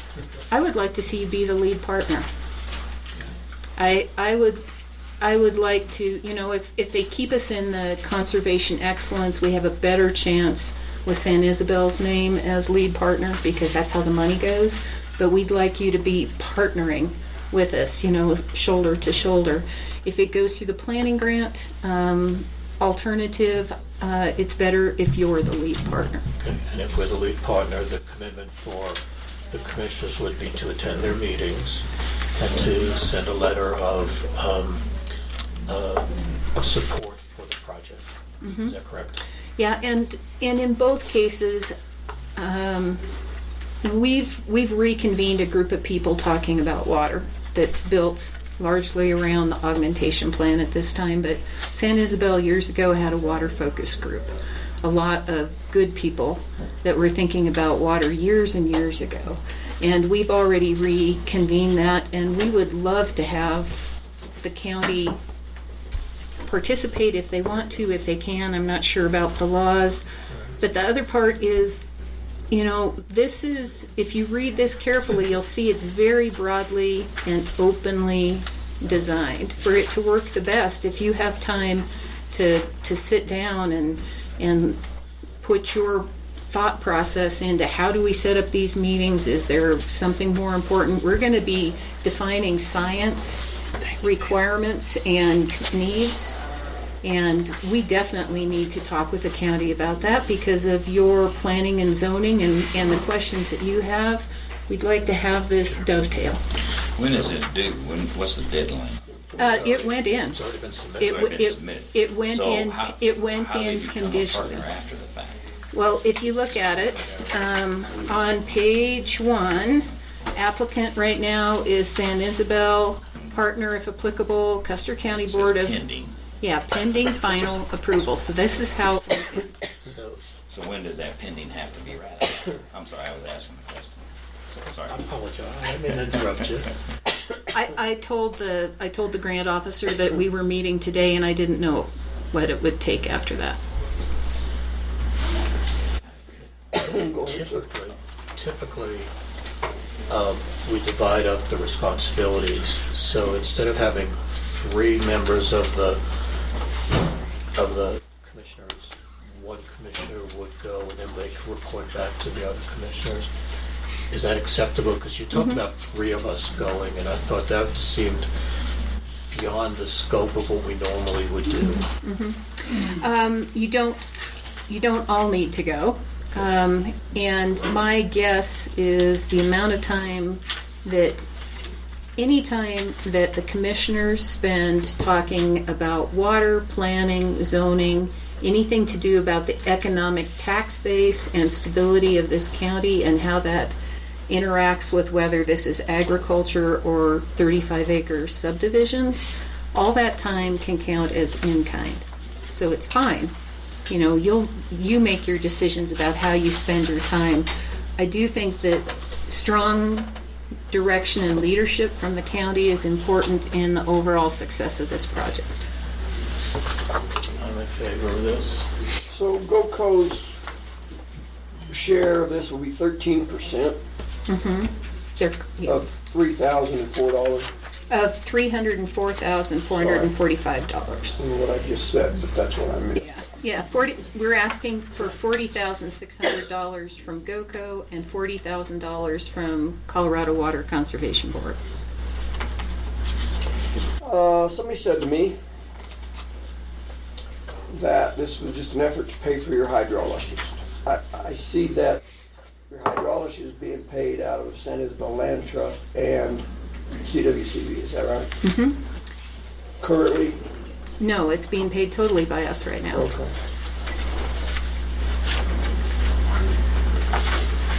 What's your group's pleasure? I'm not comfortable enough, but I know enough about it to see if it doesn't conflict with something or some other program we got going here from the county point of view, or the planning and zoning guys, how does it dovetail? You mean keep saying dovetail. But you caught us at the spur of the minute here. I'm aware of it, but I'm just a little concerned. Okay, well, let me check and see what day the emails went out. The first emails went out in April about this. I remember seeing that. Yep. But I hadn't thought about being a partner. Well, I didn't either until. And I don't know what that means, other than what you just said. Well, I look at the paragraph, says the primary challenge of this project is obtaining funding. I think that's what you're after here, right? There's Oh, an opportunity completely. to go after some funding. I don't have a problem with it. It'd be different if you were asking us to kick in 20, 30 grand that we have budget for and probably don't have, but that's not the case, so. But you are asking for us to put our name on it, not the county. And that's why I'm worrying about conflict. I don't know. Clint, you've been listening. Well, the other question I've got, if there's a grant coming to the county, then Donna's gonna have to handle that. That's right. money. Right, but she said that the fiscal agent is gonna be SILT. Well, It could but I- be either way. Well, I think that if it's a county grant, I don't know that we can farm that out to somebody else. I mean, we can be the fiscal agent for grants coming to, the land trust, but for one that's coming directly to the county, I don't see that. We'd have to ask Donna for sure. I mean, like, we had the kids council, that's just a, pass-through thing. They handle all the money, write the checks, and the money just goes through the county treasury, but I think for this, the money would have to be actually handled by Donna. And that's Even if San Isabel was the fiscal agent for the grant? Well, I don't we think were they just a can, I partner? don't think they He's can saying be a yes, they can. fiscal agent for the county, I don't know. Well, not for the county, for this grant. Right. They would be the fiscal agent for this grant, we would not. Well, We but would for just be the a planning partner. grant, she said that's a grant that comes to the county, is my understanding of it. Those grants are usually granted to municipalities and counties. My understanding from the grant officer is that you do not have to handle the money, that you can say, San Isabel, we write this proposal together and San Isabel is the primary partner for implementation, handles the money. The county is the applicant, not the one that has to handle the money. I guess Which I is need Donna's atypical. input on that one. Yep, and we can look into that more too.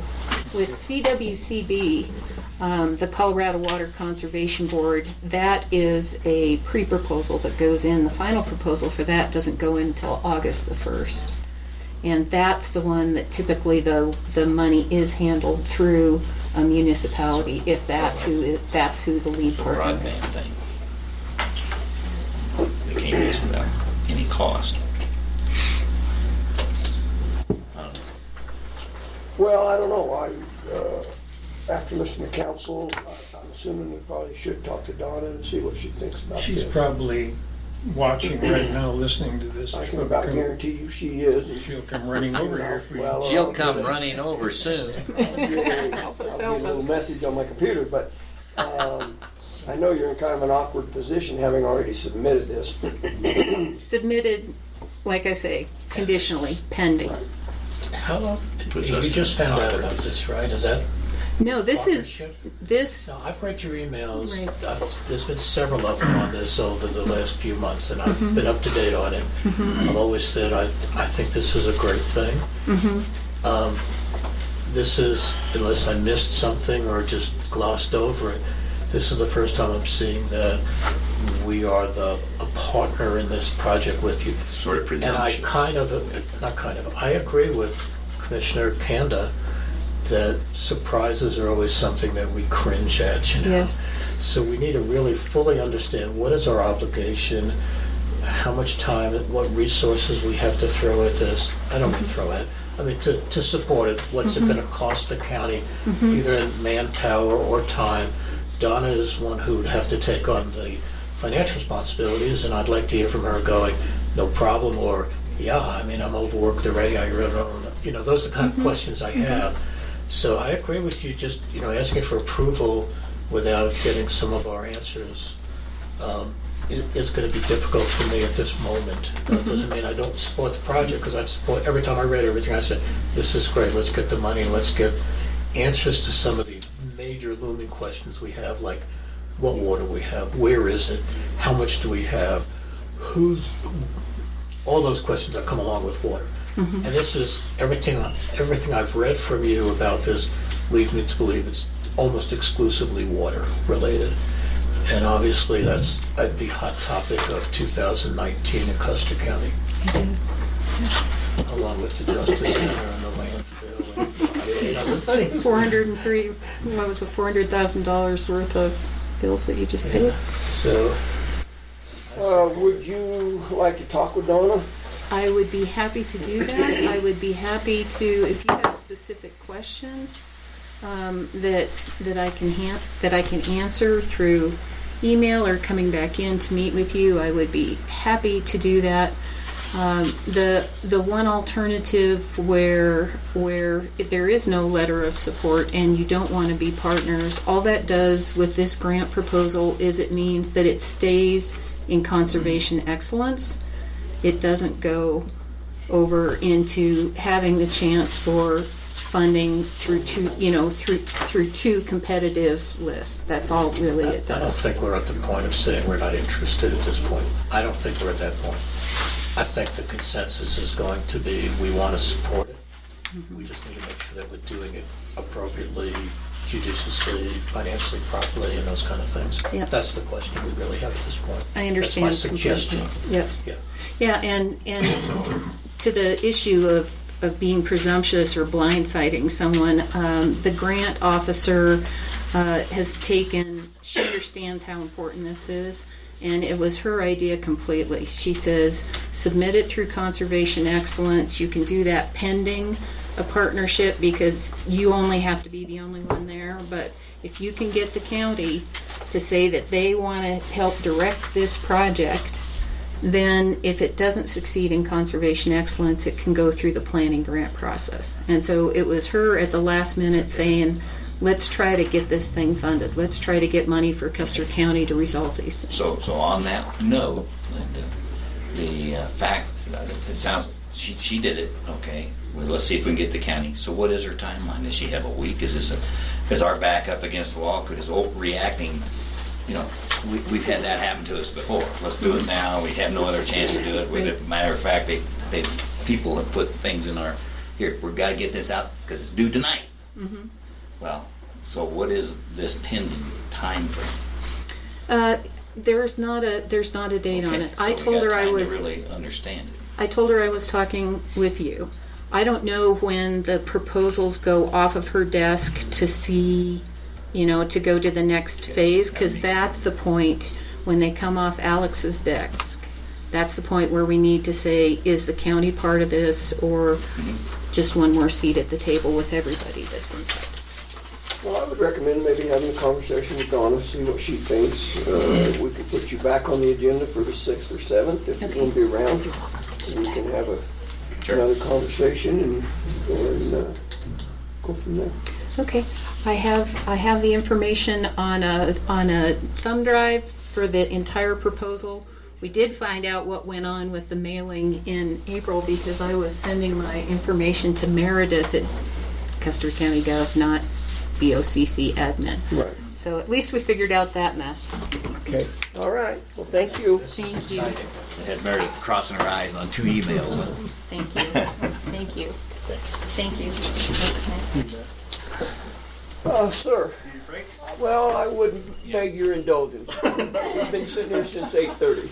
You lasted twice as long as I did. Can you do about 3 or 4 more minutes in the holding pattern? I'm sorry, you had a question. I'll stand here and shake. Okay. I apologize. In case I forget. All right, so we'll stand in recess for about 3 minutes, gentlemen. The record shows 10:49. Good morning, sir. Thank you for your patience. Oh my gosh. That's Appreciate fine. that. So, all 3 of you attended the last tourism board meeting, and I don't remember. I know gradually we lost some of you, and one of the topics that was discussed and passed was a resolution to have a project this year that is not a significant amount of money, but what it will lead to next year is something that's not standard operating procedure, but it's where our board would be lead applicant for a $25,000 marketing grant from the state of Colorado. And that's bigger than we've ever tackled before. And How many thousand? 25,000. So there's a $25,000 match, but the approach that we're taking, and the reason we are willing to, and what I want to review with you is a MOU with VistaWorks, where we're expanding the scope of their work this year to the tune of $1,000 to Hertz and Katz. And by that, I'm referring to several counties or other entities that will be sub-applicants on a project for this large marketing grant. And the essence of that marketing grant is to copy what has been fairly successful in central Colorado, mostly around the I-70 and steamboat corridors, where they have the Colorado tourism main site that gets something like 20 million visitors a year, has a hot springs tour. So, and it's fairly unique. And we've had some informal discussions with people at the Colorado Tourism Office that indicating that yes, they really like the idea of having a new page, and it's the idea of this area being a stargazing tour. Maybe start in Westcliff, and guess what? Maybe they'll just stay here for the whole week, or then you could go to Huerfano County, or the Sand Dunes, or Crestone, or even possibly over into Lake City. So the essence is we're just allocating $1,000 this year that will in turn lead to a grant that has to be submitted in September, and then that grant would come in early 2020. We would be the fiscal agent for the other counties. And that's the reason a couple of weeks ago I sent to Donna and to Clint a heads up with an outline of this concept with the MOU, whereby we would be paying part of the money with VistaWorks that they would be earning on this project would be to be doing the reporting for the spending. So it's like one big tour guide deal. Yeah, it's basically kind of branded around a region as opposed to. Who does that? Who's the presider? Who's accountable for putting together what is it? A pamphlet, a map, a bunch of people talking about it on radio stations? What is it? Well, we won't know that till we get into it, but probably all the above. So more than likely it would be a combination of digital media, perhaps brochures, Facebook posts. Is it a lead organization? Is it? Yes, you guys, Custer County, right? But we're gonna rely pretty heavily on VistaWorks to develop that marketing plan. Now, when you say Custer County, do you mean Custer County or do you mean Tourism Board? Custer County Tourism Board. Okay. I'm not asking you. The impact and the reason I routed this whole concept around to Donna was obviously there's going to be $50,000 incremental of money in and money out, and so that's more checks, etc. The idea is between the Tourism Board treasurer and VistaWorks that we're doing any incremental reporting to the other on your counties. budget, the budget you control, right? Right. So I'm a little confused as to what is it that you're asking us for? Well, so is it just information? to avoid you guys being surprised in January that we're having an additional $50,000 to spend, and more than likely when we get to the application, they'll probably say, hey, the county commissioners support this initiative, and that's really it. And I have a couple questions though. One of them is whether or not, and I just don't know whether the head of the tourism board, what we call the chairperson, is authorized to sign what is really a $1,000 commitment, but it obviously is going to lead to a $5,000 commitment next year.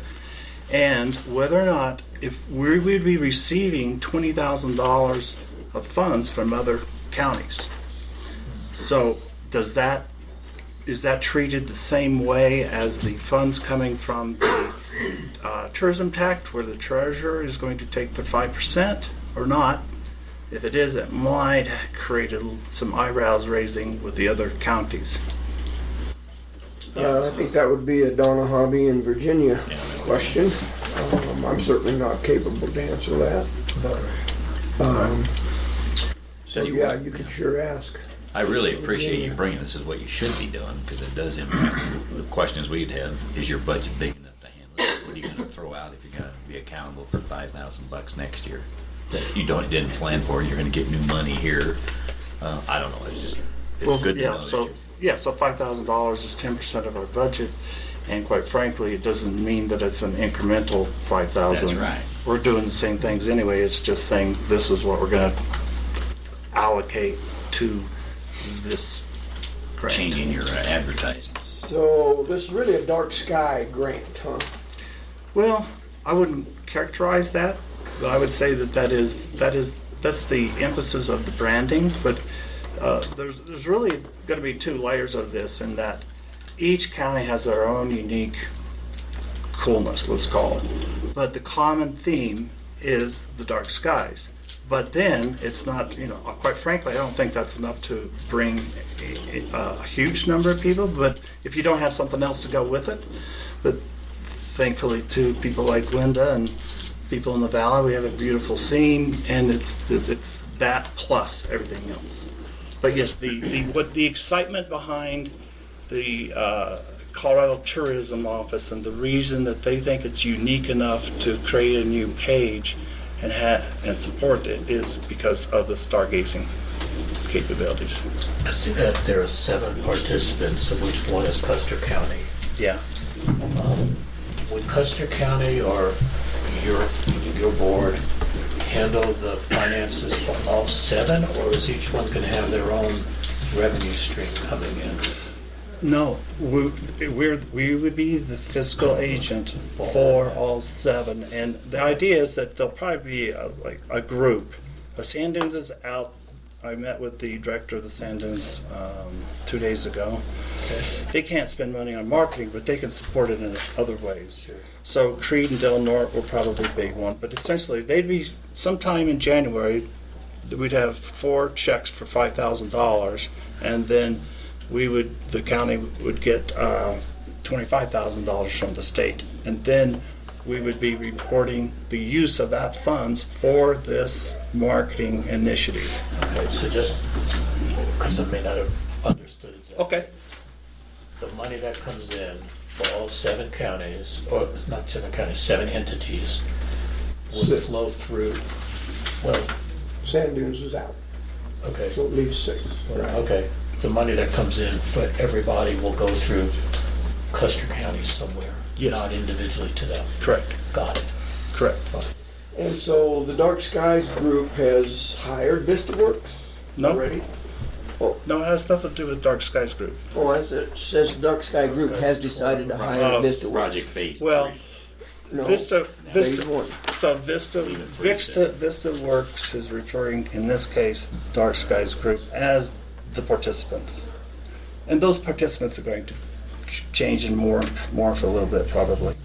So in other words, Huerfano County, San Luis Valley Tourism Association, some way, shape, or form, it could come through SLB Go, which is the Great Outdoors organization. Could be San Luis Valley. Who's the Craft Trust Foundation, Community Foundation. So where the exact funds will come from, and who the entities will be, but the spirit of it is it's basically surrounding both sides of the Sangre de Cristos.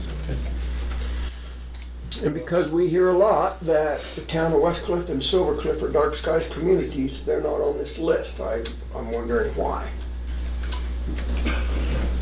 Well, because I guess we are representing all their taxpayers. I mean, everybody. So the county encompasses the towns. Is what I guess the simple way I would put that.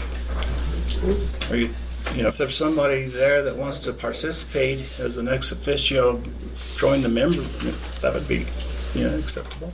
Is that your thought, that they just like Well, I get just their thought they input? would jump all over this whole dark skies thing because that's what they're into. So I just was a little surprised to not see the two towns listed as Well, participants. Next to Custer County. Well, yeah, not sure what that means exactly, but. Well, so by item number 2, I'm referring to technically the Custer County Tourism Board. It gets, and that's generated, participating. that's generating revenues from the lodging tax that takes place in the county and in the 2 cities. Yeah, see, in the world we live in, when you have Custer County written down now, you're talking about us funding something. So that's, I thought understand what it you're saying made- now. It's not. It's number 2. It should be Custer County Tourism Board, correct? Yeah. Okay, all right. If there was a legal document, yeah. I think this is wonderful. You're going to get extra money to help bring more people in to all the areas, including Custer County, who are going to spend time in restaurants and hotels.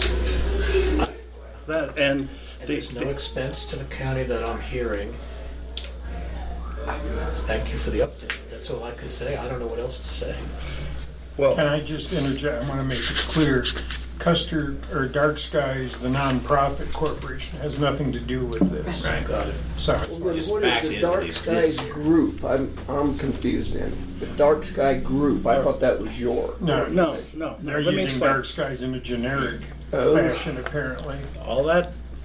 So the author, so VistaWorks is referring to Dark Skies Group as an informal working group that has representatives from all the people listed under So as there's Dark participants. Sky's interest in all those organizations that, in Crestone, for example. Yeah. Okay. Okay, gotcha. And so I get the fact that if they got somebody going to Crestone because of that or for other reasons, that you also are going to advertise the fact, well, head over to Westcoast because there's other things you can see. Is that right? Is that sort of the concept? Yeah, the idea is Why that would we throw in together?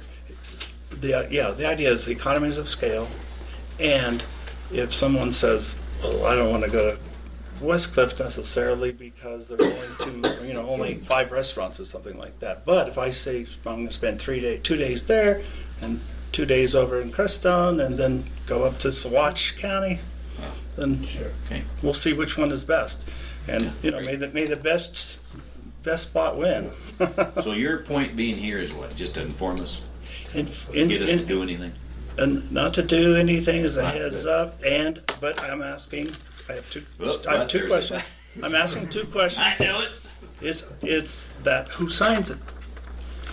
Is the chairperson of the Custer County Tourism Board authorized to sign an MOU to spend this $1,000 and to engage in this So let me ask you process? this question. Yeah. Is it within your budget? Yes. And has your group authorized it? Yes. I have no issue That's with right. your chairperson signing it. Okay. That's my opinion. And I would have had an issue if you hadn't told us. This is very good, open I think this discussion. is wonderful. Yeah, I think it's perfect. Well, the initial question was if Custer County has to be the fiscal agent for this. I mean, and if so, Right. would be like the Custer County Kids Council that Yeah. Donna handles. Exactly. But just, the money passes through her. She doesn't have to do any other work than Right. what, write the checks, I guess, or sign the checks or Which something. she does now for And everybody. I touched base with Donna and I explained that was my understanding of what they were asking for, and she didn't seem to object to that, so Great. if there's no other burden on Custer County except her involvement. I commend you and your group for this project. Well, thank you. I appreciate it. I'm glad that's on the recording. I think we're okay for having Got a a question in the rep back. from the tourism board to sign this Yeah, MOU. yeah, they have their own budget and they're I authorized don't to get to do shake that. your hand. Oh.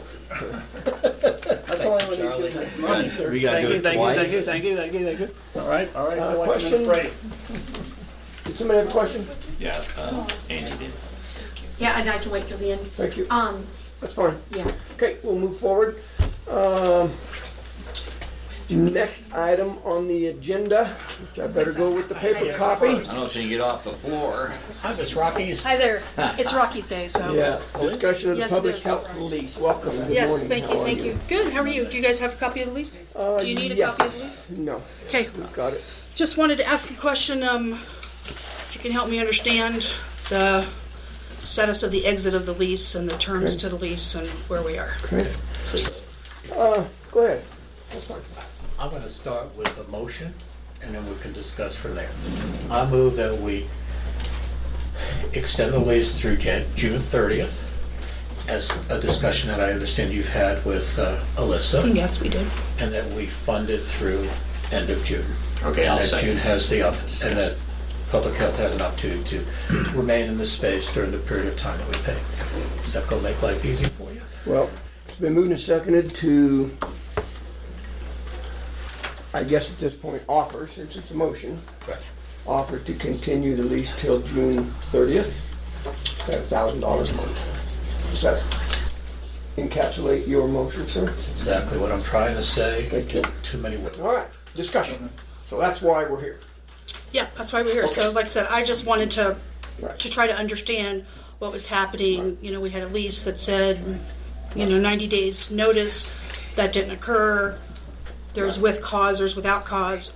Again, here's what I'd like to say is we, the Custer County Medical Center and Custer County Public Health, will continue to work together and collaborate for the patient. That's why we're here. I believe that Alyssa and I are very much on the same page. We had a very open, honest conversation. Please correct me if I'm wrong. And as two people who were representing their entities, we thought we came to a conclusion that we would split the difference in the balance of the lease. Yeah. That's what we thought. Right. And then there was some correspondence to the contrary. So that was, Yeah. So, I think you're right on track with what has transpired.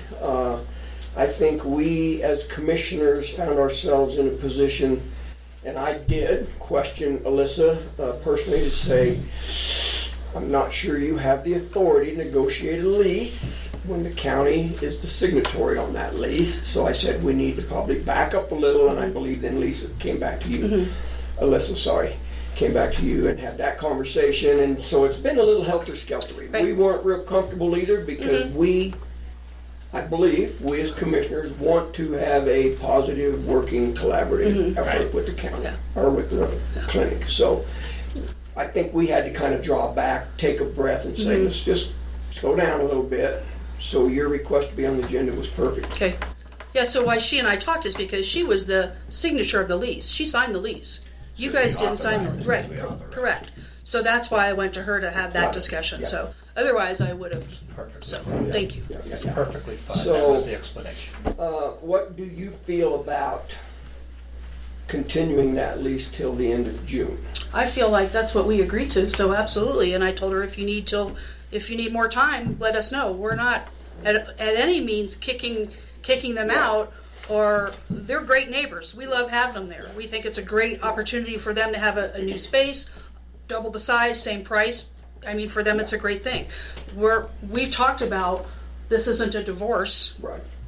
Okay. This is the in-laws are moving out, Yeah, we kind of never- thing. I mean, really. Well, the in-laws are staying. At least- Okay. At least All my right. perspective was that it never did cross my mind that you were asking them to leave. That came from Absolutely, yeah. our end. We never, I don't think we did. Gentlemen, do you? No, No. no, that was never the sensed that. impression. So, No. I just think we got a little ramped up and ahead of ourselves, and I don't want to say panic, but probably should have had this conversation first, a month ago or a couple weeks ago. anyway. Perhaps. But thank you for Sure. reaching out and wanting to come Sure. have a conversation with us. So, Counselor, what's your feelings? That's fine. I think it satisfies everybody at this point, so we don't need to go into anything else. I mean, the lease was for a longer period of time, but it's by agreement on the record to terminate it as of June 30 now. Sure. Okay. Are you okay with not having a formal amendment to that lease, or? I feel like I don't need a formal amendment to the lease. I feel like when I spoke to the representative of Public Health, When she said that's what we were gonna do, I believe that was the truth, so And you know I what? feel Then like I was that's, out we're of good. line. I thought we We're good. also signed that lease. No, But sir, if you did not. She's the Yes. signatory on the Yeah. lease, and we authorized to do that, then Yes. I was out of line, and Yep, I you apologize to both of you, It's okay. particularly to Alyssa, because we were just coming out of a meeting in Colorado Springs with some attorneys over the water thing, and Alyssa called and said, this conversation we Right. had. Well, that's what I thought. But the point because I- still is yeah. valid. Yeah, You were Yes. You were Yeah. correct. Yeah, so, my apologies. no worries. So I think we're excited about this move. This doubling the square footage thing is great, and we're going to leave that internet connection in place. so That would be great, clinic- because we're only gonna need that actually till July 1. Okay. And then Okay. we should be up and running with 200 up and 200 down, so we should be golden. Nice. Well, we'll pray That's for what that. we're hoping for.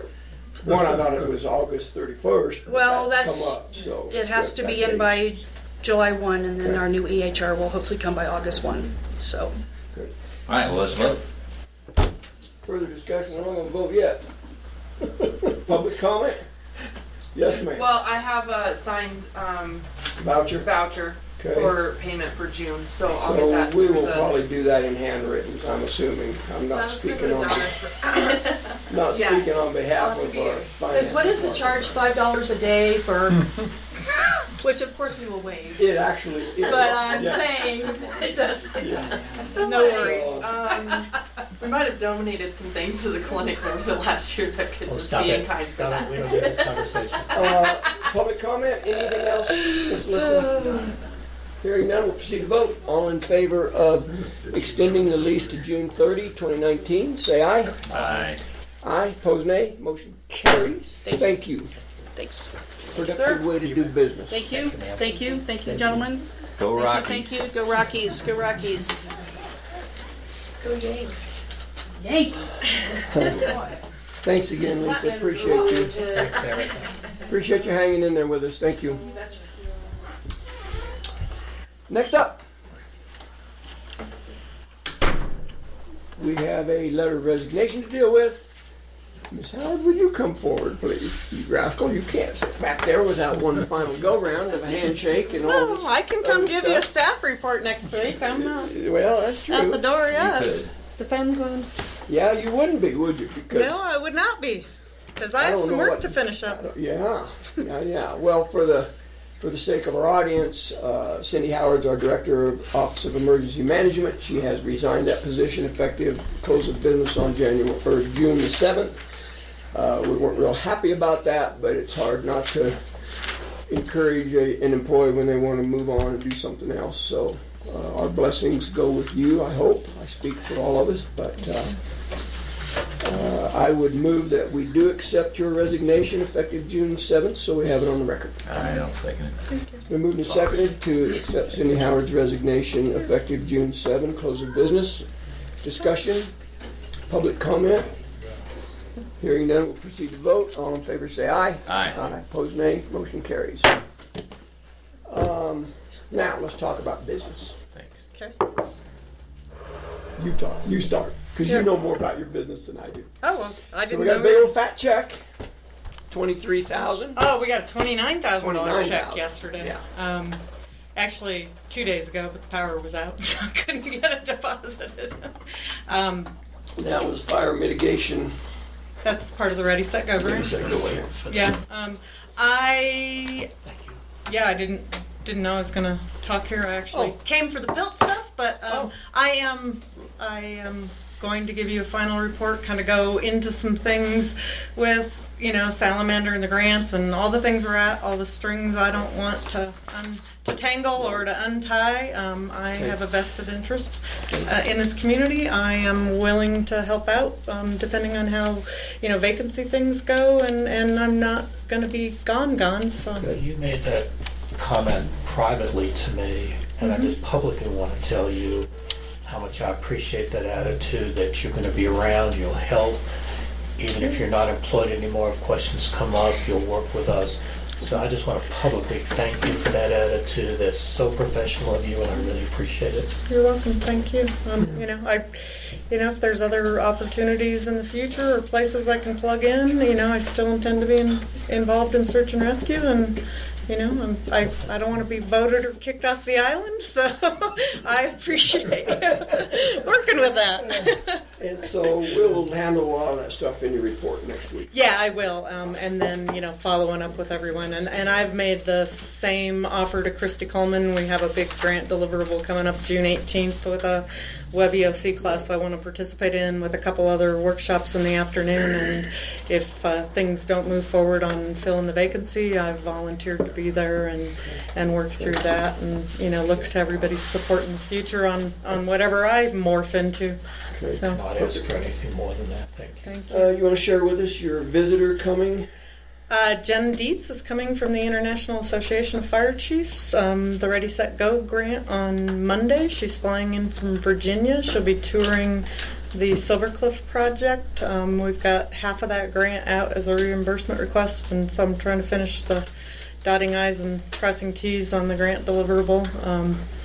That, was kind of the same thing where we talked about the county's the fiscal agent. I had the authority to sign that grant, and so it's really important to me we close that out. But she'll be here, then she'll go on to Granby and tour the project up there, and we're still pretty excited about wrapping that up. I got the window fixed. We had we had 14 homes and almost 50 acres we treated and one broken window, so I spent a couple hours getting the window fixed, and he's the only one with an outstanding check besides the big check on the reimbursement. So Perfect. A lot of lessons learned, but that's I'm looking forward to meeting Jen. She and I have had a lot of phone calls.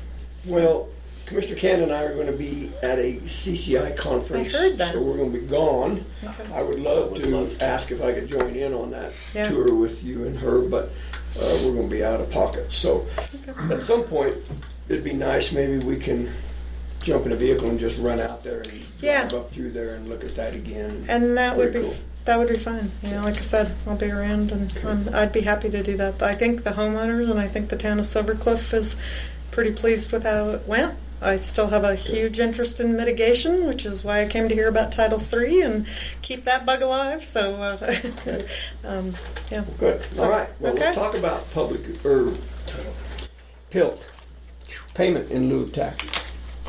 You said you wanted to talk about that.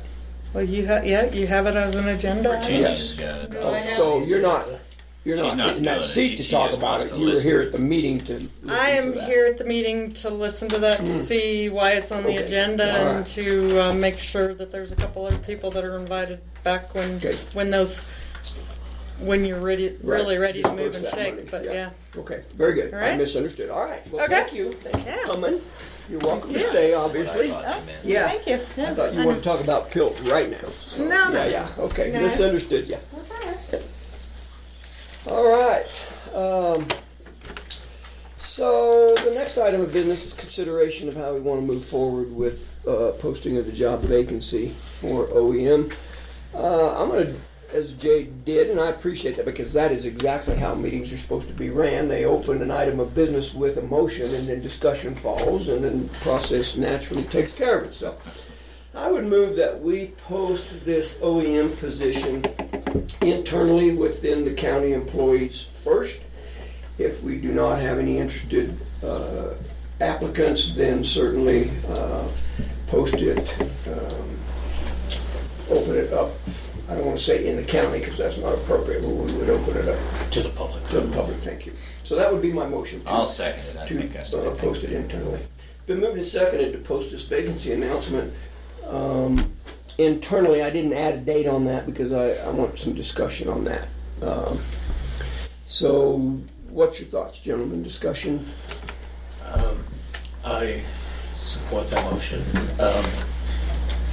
I would like to make a very short-term notice. I believe there's probably not a county employee who has anything, I'm not talking Road and Bridge, for example, but they may not know, but I think anybody who potentially would want to apply for this job doesn't already know what the situation is. So I would suggest maybe we open it till maybe the close of business Wednesday of next week, and see if we receive any applicants or not. If we do, then let's sit down and have an interview. And if not, then I would authorize the issuance in the local paper or record? So that's 3 days. If we went into the next day, which is another BOCC meeting, that's 4 days. It doesn't matter. Well, that'd be fine, we do 4 days. I'm just I don't want it to giving linger. people time. I would like, if we have a replacement, to move in to get as much, where are we right now, what's going on? Yeah. You know, time together is all I'm trying to work We out. won't be home from the CCI conference until late on Wednesday, I would guess. That's what right. it was last year. Instead of Thursday, 8. Thursday's fine. I just want to do it short term. Okay. Good conversation. By consent, gentlemen, I would add that to my motion then. We could go through the amendment process if you're okay with that. To post that today through the close of business on Thursday. You're coming back when? Wednesday night. Wednesday night. Well, we could close it, close business Wednesday. I'm just looking at time We here. got both. Because you'll be The here, next 2 you'll days know after, who okay. at that time will have applied or not applied. Right. Well, yeah, let's do that. That's even all right. better. Yeah, close the business on Wednesday. Then we can have a discussion. We'll put that on the agenda item, at least for discussion. Unless, gentlemen, you want to do something different on the 6th or the 7th, we can add it to the agenda. That'd work all right. I would at least like to put consideration of the applicants. I think that's fine, and then depending on what happens there, we could do something for the next Different day. on the next day. We still have That 24 sounds hours. Okay, that works sounds for like a me. good plan.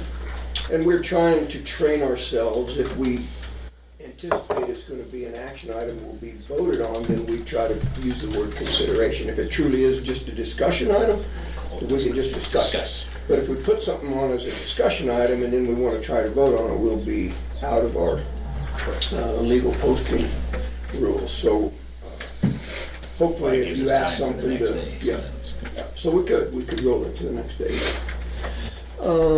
Further discussion, gentlemen? I guess my question would be, would you like to take the lead, sir, since you're the point of contact for, It will be my pleasure to do that, sir. and would you probably write up something and mail it via the distribution list to all the county employees? And post it in, we have to post it in here by law. What, if it's acceptable, what I'd like to do is get with Ms. Hobby, Don Hobby, of course, and help me with the procedure, and then we'll get it posted hopefully today or as soon as physically possible. I'm all for that, but I thought, are you the point of contact for OEM, or are you the point of contact for posting? I'm human resources. That's what I meant. You're the right guy to do it. I'm just saying.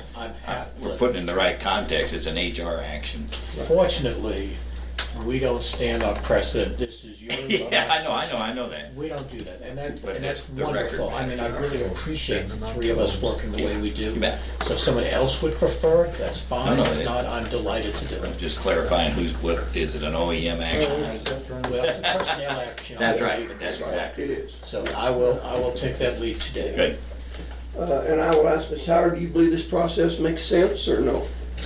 I do believe She it doesn't makes care. I mean, sense. she's. No, I do care. No, I'm teasing I you. do care. What do you mean? I'm out of here. See, again, we haven't had any discussion about this. Yeah. So we started today and we're gonna, that's one of the downsides, but if you have some input, I'd like to hear it. Yeah, I think posting it internally is wonderful. I think you should, get it emailed out to everyone and close a business day. The one thing I've seen in confusion before is the application to be turned into human resources or to your Right. admin or, Right. include in that where and when so you don't Yeah, that's a good point. have someone Yeah, I would disgruntled. assume you guys will know That's how to happened do to us it. before. It goes to someplace. Yeah. Very important. Yeah.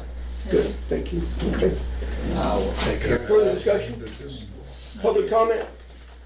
Yes, sir. Comment. Yeah. I disagree with your process that you're using here. And I was a manager in city government for 10 years. I think you're shortchanging the county by not advertising this nationwide. Because since 9/11, we've had a lot of, across the nation, very good people who have been experienced now in Office of Emergency Management who may be interested in moving to Custer County. and lending us their expertise, and by not allowing that application process and finding out what fish are in the pond, you shortchange the county. Great point. Thank you, sir. Appreciate that.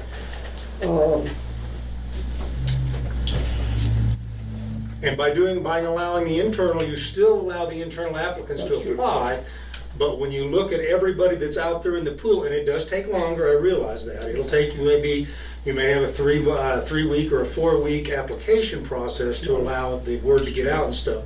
But I'm just saying, we've got, with the several issues that we manage here, I mean, search and rescue, with the fire mitigations that we're trying to do, and all of these things, looking holistically may give us a better product. I don't know. I'm not shortchanging any of our current folks because I don't know their skill sets. Just making that comment. Yeah, I think one of the reasons I made the motion, I was hoping we could fill it internally so we weren't dragging it out 3 or 4 weeks. But if you look at hiring practices all over the United States, 3 or 4 weeks is not an unreasonable amount of time either. So your point is well taken. Response, gentlemen? He's got a good point. Timing and I think his point's very well taken. My thought was, we have someone with, and I don't know if this person would apply or not, but we have someone with a great deal of experience who has worked in this office of emergency management. I would hope that this person would apply, and I feel very comfortable that that person, if they do apply, may be an excellent candidate. However, the point is very well taken. There may be much higher qualified people available, so I'm ambivalent. I mean, your point is very well taken. Well, thank you. Your point is very well It's taken. probably well enough taken. I withdraw my motion. Okay. Second withdrawn. I'll second. The motion's withdrawn. And thank you, sir, for that. Well thought out response. Before we move on, I want to throw out one other thing for you and Mrs. Hobby to consider. We haven't talked about that, and that would be pay. Right. So, and maybe before you actually post that, you could shoot us an email. Here's my question to you. You withdrew your motion. Yes. Am I going to post this? Well, no, the motion. We gotta figure out posting what. Yeah, that's right. But I was just throwing that so we don't forget. Oh, okay. Because we haven't talked about the money issue either. Salary. Right. So wherever we move forward, I just don't want to forget. Is there not a pay scale? And I think if we advertise it, we just say, pay scale between this and this. I wish there was. I don't think there is. Do we not have a pay scale? I looked to. I don't know. I'm looking to it. When I applied for the job in 2016, there was not a pay scale advertised on the job description. You have a budget and you have an impending EMPG grant. Right. If you work through Christy Coleman at the state, which is a state-funded grant that supplements the budget, she is willing to serve on an interview committee. She's also willing to shoot it out there to the Colorado Emergency Management Association because they post job postings all the time. But I will say that typically Custer County is not competitive in their pay. I'm sure that. I think there's a Fair Labor Standards Act regulation for exempt employees. They have to be paid a certain minimum amount, and so that's basically the pay scale. Yeah, that's the minimum is the federal minimum. Right. So I think we need to address that. This is probably as good a time as any going through this process for us to come back and say, okay, this is what we believe our min and max is for that salary scale for that position at some point. Okay. So I'm just thinking. So how are we gonna do that? We're gonna have a little meeting somewhere else? We're gonna do a BOCC meeting next time? We could defer this to another BOCC meeting. Here's a suggestion. Let me meet with Donna Hobby. Let me talk to her about getting an ad ready. And then if you could help us on the posting that would go national, where we post this so that, as the gentleman mentioned, that it could get out to just not Custer County And let me talk to Ms. Hobby about what the federal guidelines are for pay. And I think it's appropriate to put a scale in there just so people go, I'm making $150,000 now, I'm not gonna come back here for $30,000. And I'm making up numbers now, of course. But, I mean, I think it's appropriate to put a price, what, a range. A range. Yeah, so. And to clarify, I can help send it out to the SEMA, which is the state. Exactly. That's what I was Not the hoping. national, but Okay, and the if they're, SEMA. you know, And that'll be for free, so we can get it out there. That'd be great. I'll get with Donna Hobby, if it's okay with you gentlemen, and talk about a range. And figure out when we're gonna We talk roll about this to the 6th or 7th. And to make the final decision on the 6th or 7th, it would be my decision. I'll Just come get it back on the to you. agenda whenever it's appropriate. Right. I'll come back with Ms. Meredith? information. Yes, sir. Could you add consideration of posting a vacancy announcement for OEM on the 6th? And I may even, not may, I would like to come to you with a, here's what the ad, I'm recommending that we use. Okay, and then you can decide whether you want to amend it or change it or accept it. Perfect. Okay, I will do that for, what day? 6? Can you tell me your name again, sir? Vince, do Vince. Thank you. Appreciate No, your it's call. Thank you for your consideration. I didn't mean to call you gentlemen. No, that's fine. I didn't know your names. All right. Sure if he's a you. That's a good one. Next item of business. Consideration of approval of the Emergency Preparedness and Response Grant, EPR, for public health. Good morning, ma'am. Morning. How you is? Super. You done painting? Yeah, that's funny, isn't it? You don't have any on your nose. Well, not today. Yeah, I You think can have it's June 31st off. Thank you. I appreciate that. I was thinking maybe we should just make it due on June 31st. well, every I'm month. such a dork. I know, never I would learned do all that my too. days of the month, so. So this is just business as usual with the EPR grant. I just want to bring one thing to your attention. I did get an extra $8,000 this year. Okay, hold on. That- You're talking faster than I can run my computer to get the EPR grant up, if you don't mind. Hold on just a second. I'm only about 4 items behind.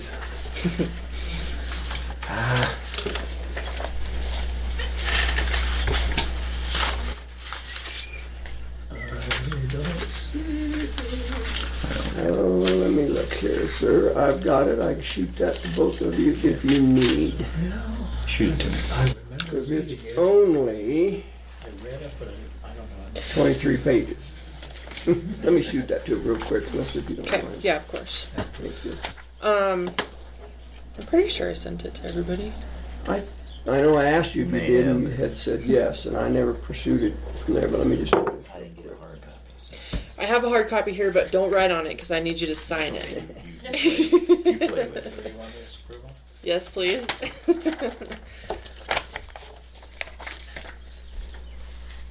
You can send it to If you scribble before a vote, You're gonna get I'll poke you in hung. the eye with a pen. All right, let me get I'm gonna wait this. till I get the Yeah. email and I'll look at it there. All right, it's on its way. On its way. Sorry. It's not you. That's how it comes from the state. It's not. I didn't do that to you on Okay, purpose. I interrupted you, so No, you're fine. go ahead. Okay, so on page 21, I think Okay. there is the financial part of the We have to sign contract, both of these? Mhm. Okay. and send them both back. Yeah. So don't write on that, Ken, if you would please. Page 21. Okay, it open here. Hang on 1 second, please. Okay, thank you for sending it. Option letter. Sorry. No, you're fine.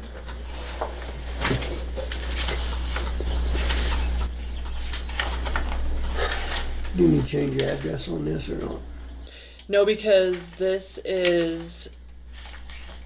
Well, no, I'm not going to because we'll have to do like a formal form with the state, and I don't want to have any ambiguity. Got it. For the state because it just throws everything in the loop. So you mentioned page 21. Go Okay, ahead. so is that the That's the budget page? Budget, yes. Perfect, yeah. Okay, so there's a new line item, or it's actually not a new line item, but it's an increased amount where it says like 8,000. It's the second one Yeah, down. 88,117. Yeah. staff. So that is more. This is why our budget for public health is such a hassle when we do budget with the county, because all of our stuff goes from the fiscal year starts July 1. Right. So anyways, this is more money than what we have in our county budget, so that I can hire somebody to help me do EPR. And if you just had to really condense EPR down, I mean, I know what the letters stand for, but So yeah, it's emergency preparedness in its truest form. So we do. There was 25 deliverables last year, which I just finally turned in yesterday. Woo woo.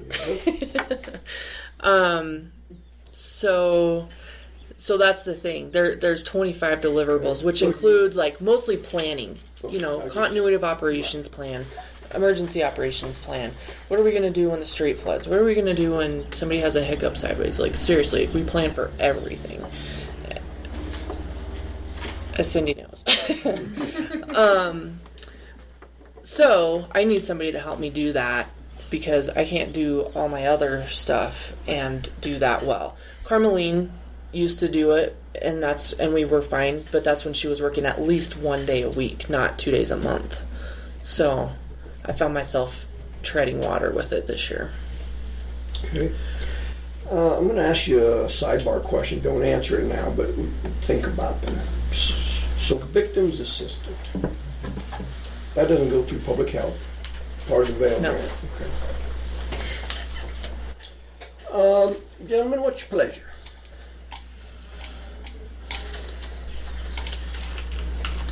So what are you asking now?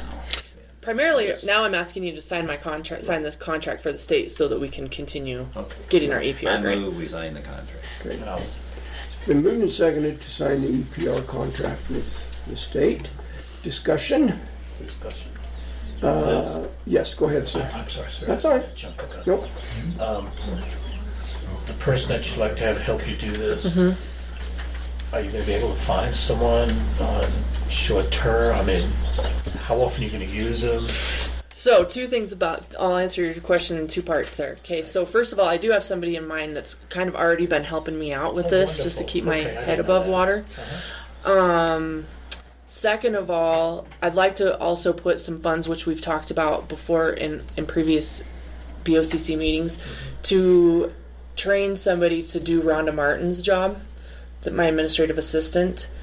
Not because I'm getting rid of her, but because she takes time off, she gets vacation, she whatever.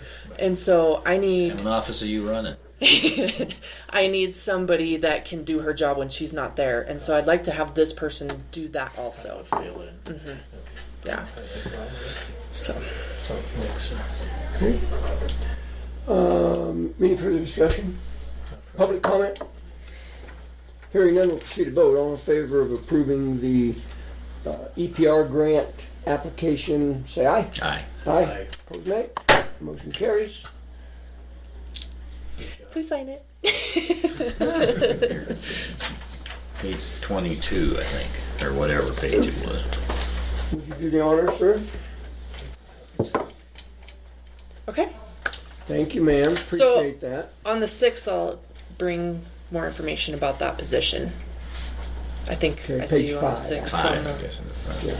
for my regular report. Yes. Good with that? Yep. So, we move forward. You got done painting? I should be today. With the biggest stuff, like touch-up stuff, will take me a couple more days. Did you start in the exam room? Right. Is it open now? I was wondering how that was going to look. Is it? What do you mean? Is it open? Can I swing by on my way home? You sure can, because I'll be there painting. Oh, good. Yes. Yeah. You could probably bring a paintbrush too. Yeah, Change your shirt, I'll put you to work. And today was your changeover for address? Yes. So I will go over there this afternoon and install a post office box. Thank you. I put our name on it. Did you see that? No, I did not. It's all level Did and you see everything. I got it out of the box and Yes, the soaking wet box. was it? Yeah. Oh, that was dry. It was, oh, was it really? Yeah, it was in the back of my pickup in that rainstorm. Oh. Yeah. You didn't have to see if Chris got us some more saccharin, did you? One bag. So there's like a bag and 3/4. Okay, because I brought over an open bag and he brought another. Yeah, there's a full bag in that open bag. Yeah. And I see he did dig a hole. Bless his heart. I don't know how deep it is, and I should put my postal diggers back. The but postal diggers are back inside, yeah. And I don't know how Yeah, deep it is. it's not deep enough. We'll dig a little deeper. So I will have to remember to bring a saw because I'll have to cut that post down to the height we want. I don't think it's going to need a brace coming out in the front. I don't think so. That's a giant Yeah, that's a honking post. Now, what does post office box similar to yours Thank you. cost on the open market? I'm curious. I think I paid $35 for Really? it on This is Amazon. This is a locking mailbox that has a pull down to deposit the mail in it, and then you unlock it to get your mail out because HIPAA laws and Yeah, and checks that we get. Yeah. Very cool. So yeah, it was cheap on Amazon. Wow. Go I figured Amazon. it'd be, when you look at it, I thought $100. Yeah. $150, No. man, it Yeah. is a haul. Not bad. All right, ma'am. Okay. Thank you. Thank you. Come back In the event I don't get that post office box planted, I want you to feel free to You really want it out of here. see you. Thank you. You're welcome. Is it time for the tree people yet? That's us. The tree Yeah, dwellers. consideration of the tree removal. You're welcome to come forward, or you can sit right there. It's up to you. Oh, we're fine All right. right here. Okay. You know, we're a little All right. reserved. I will start by deferring to the council. He can give us a little update on where we were. Let me just throw this out real quick that these folks came to our BOCC meeting in Wetmore, made a request for us to consider removing a tree on County Road 389 that's actually growing kind of out Next to a bridge. to a bridge, and that root ball has a tendency during a flood event to snag a lot of debris and material. So they requested that we look into removing that tree. Does that pretty well encapsulate? Exactly. Thank you. Counselor? I talked to JD about this, our appraiser, and we looked at the maps, and it's very clear that property is county property, which is unusual, but the road and the bridge is all county property, so it is the county's responsibility to take care of it. Okay. Would you folks like to say anything else? I mean, you came up here and sat through this whole Oh, meeting. no, this is I fine. just hope it Okay, gets all taken right. care of. Yeah. Save me some work when it starts getting filled up again.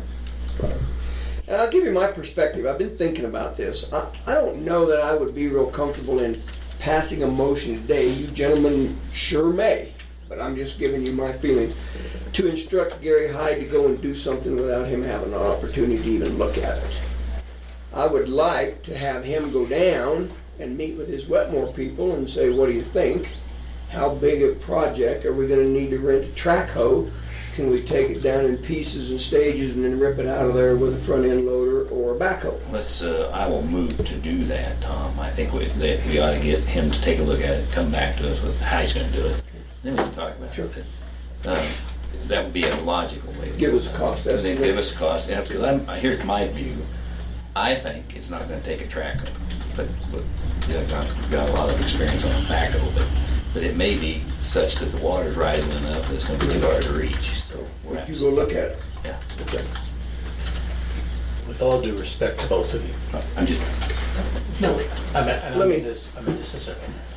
I can see I both. guess we're gonna separate. If you're gonna start your sentence like that, I'll be, you don't like what we said. No, I'm teasing. No, I fully respect what you said, and I think you're right, but I think the bottom line is, we the county have an issue with a tree that is causing an issue. We need to take responsibility to remove the tree.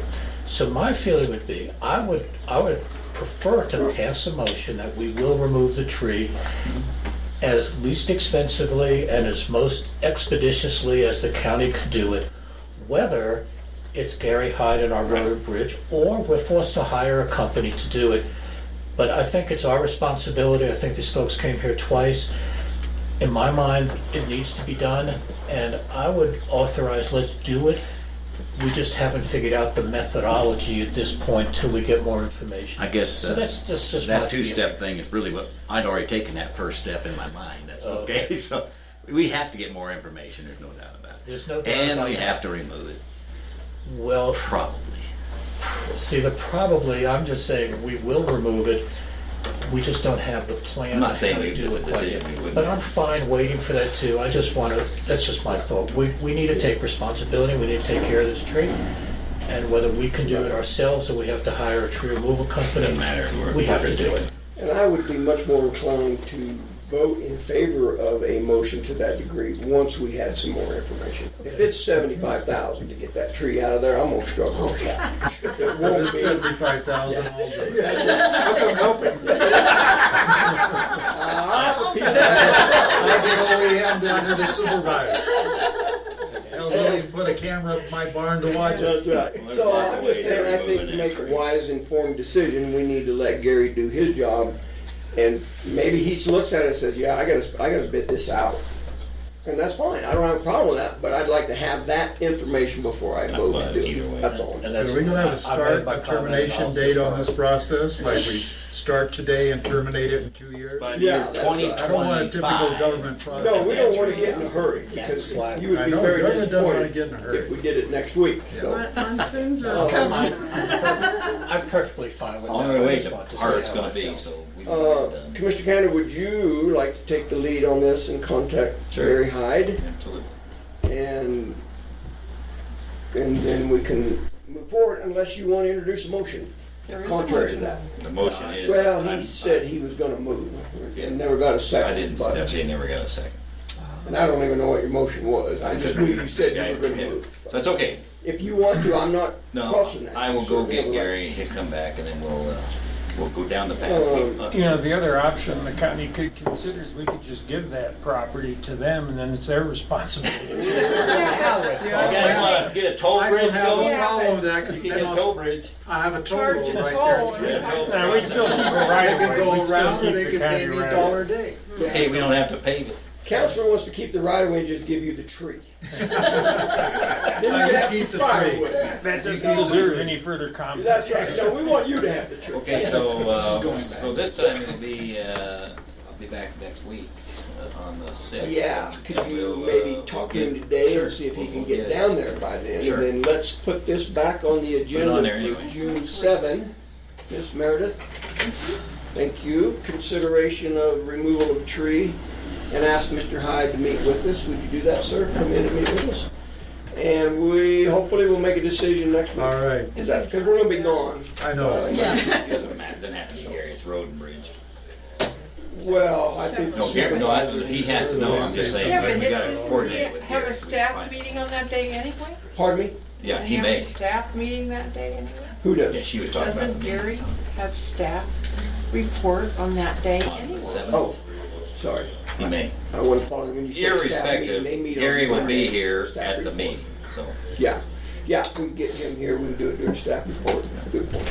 But, yeah, I just think then we can hopefully get some concrete information and move We'll forward. just make a motion. Get it out. I happen to agree, I think it's our responsibility. Can you wait another 5 days, like 3 people?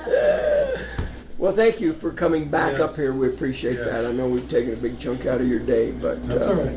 I'm confident that we'll move forward, So moving right along, so, We had other business to take care of. all right. Here. Thank you for your time. Oh, you're welcome. So discussion of the Title III payment in lieu of taxes, we got a notice. Let me pull that up. Gentlemen, did you have an opportunity to look at that document? Yes. And are you familiar with the dollar amount? it was 12,000. Let's see what was it? So our new $146,273. Of that portion, 21,000. the county is entitled to $21,941. We've already had a request for some of that money, so we're gonna have to take that under advisement at some point. Certainly not today because it's not on the agenda. So what do I- we need to do? I defer to Miss Cindy for some comment. So, after the Junkins fire and getting ready to work on the Sangres Foothills CWPP, we published a 45-day notice for $23,000 on the plan and another $15,000 on mitigation. I had tried to work with Corona Verde on getting some stuff started. I've mentioned PILT in my last 3 staff reports. I am totally invested in trying to help the Corona Verde folks because they are movers and shakers as an HOA. They've got their CWPP done and updated. They've identified a number of threats out there. I don't know if you would be, if you've got some immediate funding you need to spend, then, council would have to look at it, but we did already post mitigation projects on the ground unless there's some reason that expired. What was after that total, posting. Cindy? The total was it was $23,500 and $15,000 on mitigation. Of the $23,500, there's $4,500 left, I believe. I forgot to bring that one over, had it printed out. But there's, roughly $19,000. There was like $4,500 for planning and $15,000 for mitigation projects on the ground. If you're needing to spend some of that, 15, if it doesn't need posted again and you've already met the 45-day period, then I would look at some eligible projects with 60 or some homeowners that Matt Clark has already done home assessments on in the plan, on the home ignition zone, and try to get some boots on the ground. My recommendation is that we don't fund PILT where OEM or any other county employee is really the monkey in the middle, that it's more of a reimbursement project because it's just too time intensive, and then also like on Ready, Set, Go, we put ourselves in the middle of the liability and the permission to enter. I'd rather see us drafted up as, some other we'll spend up to $1,000 if you haven't done any existing, go out and do a contract and say, well, you hire your own contractor, you have your own insurance. When you're done, we'll reimburse maybe up to 60% of that. Something along those lines. I don't have I'm willing to, give you a written statement, but I think we could do something to where, similar to what Custer County Soil Conservation District does, where, you write an agreement between the homeowner to reimburse, but they have skin in the game. They go make it happen, and they come back to you within a certain time and say, we've done it, take a look, because the Ready, Set, Go grant was just really a time hog, and I think that's where on all these grants, when the county is the fiscal agent, you run into a conflict. And this isn't a grant. I realize it's just money that needs spent. Comments, gentlemen? We certainly do represent Corona Verde and have completed that recently. Yeah, congratulations too. Yeah, That's we appreciate a lot CWPP. of That's work. a big deal, isn't it? Yeah, it really is. And really, it's a reminder that we and our neighbors out there represent a large assessment of properties that actually compete with the towns of Westcliff and Silver Cliff together. So we have a huge potential for loss of life and property out there. And so we've started. I mean, we're not waiting, but we've started. But of course, any deterrent to any good project is funding. Sure. And so our development of our plan is a phase 1, phase 2. And we're ready this year for phase 1 with up to $17,000 ready to go. Yeah, what are you looking for? Yeah. 17 grand. Huh? Yeah. Well, we've got 12 to 17, depending. So, and then of course our phase 2 runs up. We're looking at some possible water cisterns for the assist with the fire department. They're fire only, and of course those are $45,000 a piece. And yeah, they're very expensive. But again, it helps the whole community, not just Corona Verde. So, I mean, we've got all these outside neighbors, including the airport out there. So, these are things that can be broader, in its scope. Okay. So, And I've got a question. Yeah, go ahead. Because you've thrown out 5 or 6 different figures here, so I don't know what the figure is for mitigation. Because I've heard 23, 15. I'm trying to write all these down back here. what is the dollar figure you have this year for mitigation? Just mitigation. I don't think we know. Go ahead. Did I understand that the auditor said 12,000 something has to be spent now or we lose it? That's not the whole pot. Actually, It's I don't till know that. 2020, you can Till have. 2020. 2020 is the new, For all of it, and the total amount available. well, you had like 70 48,000 left over. Right. 48,661.56, and this year you got well, not particularly, you don't have to use it for mitigation. Right. This is to use for a lot of different things, so it's not particularly for mitigation. Because, and I'm reading out of the U.S. Department of That's the total Agriculture's, their guidelines Yeah, they have. for mitigation, for PILT, Right. for community wildfire protection plans. And it specifically addresses in here creating fire breaks outside the home ignition zone. So what you're talking about doing this on homeowner property, I do not believe, according to the USDA's guidelines, we can do. The fire chief has identified that many of our roads out there, and this is in our plan for our mitigation, need no entry zones or dead end signs installed upon them and this is mainly for first responder safety, so if they know which one of these roads. You've identified Waikegel and several of our other roads that go through heavy forested areas that we need the trees cut back out of the right-of-way zones to create somewhat, and I don't want to speak for Chief Shy, I'd rather he be here, but to his purpose, as I understood it, was to start maybe creating some wider fire breaks inside the homeowners association, things like that.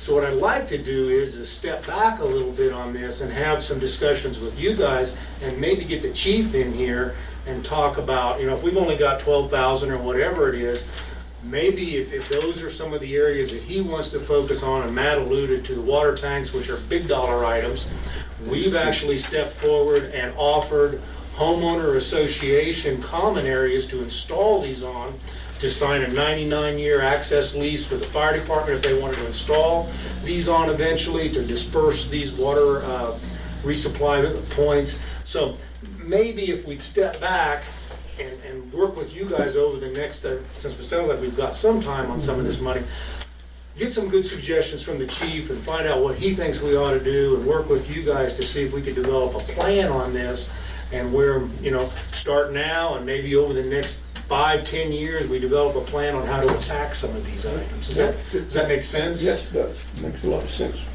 Miss Virginia? You asked me to come and kind of give a heads up on I your did, yes, review. ma'am. Top of the morning to you, Lou. You know, money cruncher. Final say. No, they have the final say. It's not intended to end the discussion we were in. I just asked her if she'd come in and talk to us a little bit as well. So, Okay, there's 3 PILTs out there. I just start with that. We have the DOI PILT, which is the National Forest PILT. We have the payment in lieu of tax PILT, and we have the DOW PILT. Now, DOW PILT, we don't get any of that because we don't have any DOW lands in Custer County. National Forest PILT is what we get, and it goes, some goes to Title III, some goes to the road and bridge, and some goes to the school. That's the one you've been discussing. And then we have the payment of lieu and tax, where all the money, when we get it, it goes to a fund that pays all the bills when we don't have money coming in. Okay, the National Forest PILT, I brought a couple examples. This is what we got in the past year, and that's how it was. The state will tell us how we have to distribute it. Now, 2 years ago, Sometimes you get it, sometimes you don't. yeah, sometimes it's fully funded and sometimes it's not. 2 years ago, they told us we either had to give it all to the road and bridge or all to the school.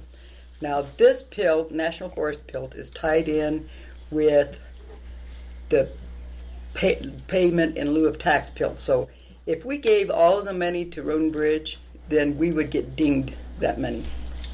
If we pay it all to the school, then we get all of our money that we should have in the payment of lieu of tax.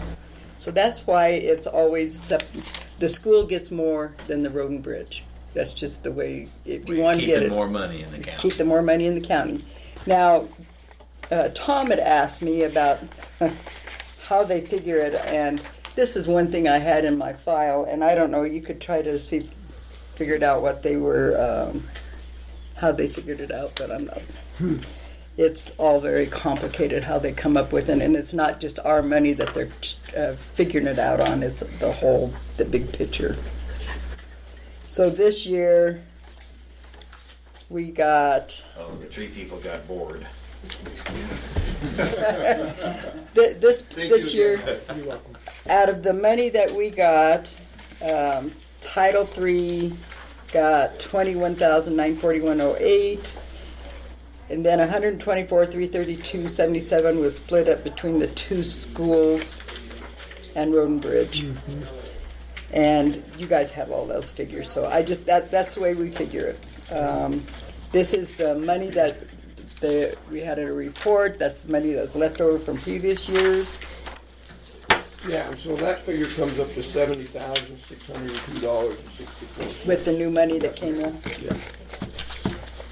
So this carryover can be commingled with this Title III money, correct? Mhm. It's $48,000. Now, then I printed out the new one, and it says you have to 2020 to spend it now. Right, saw that. They changed that. This is some public notices.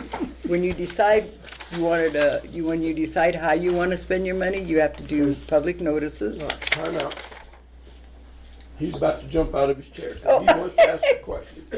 Question, is it restricted on how we spend this pill? It is. That's what I'm trying to find. Yep.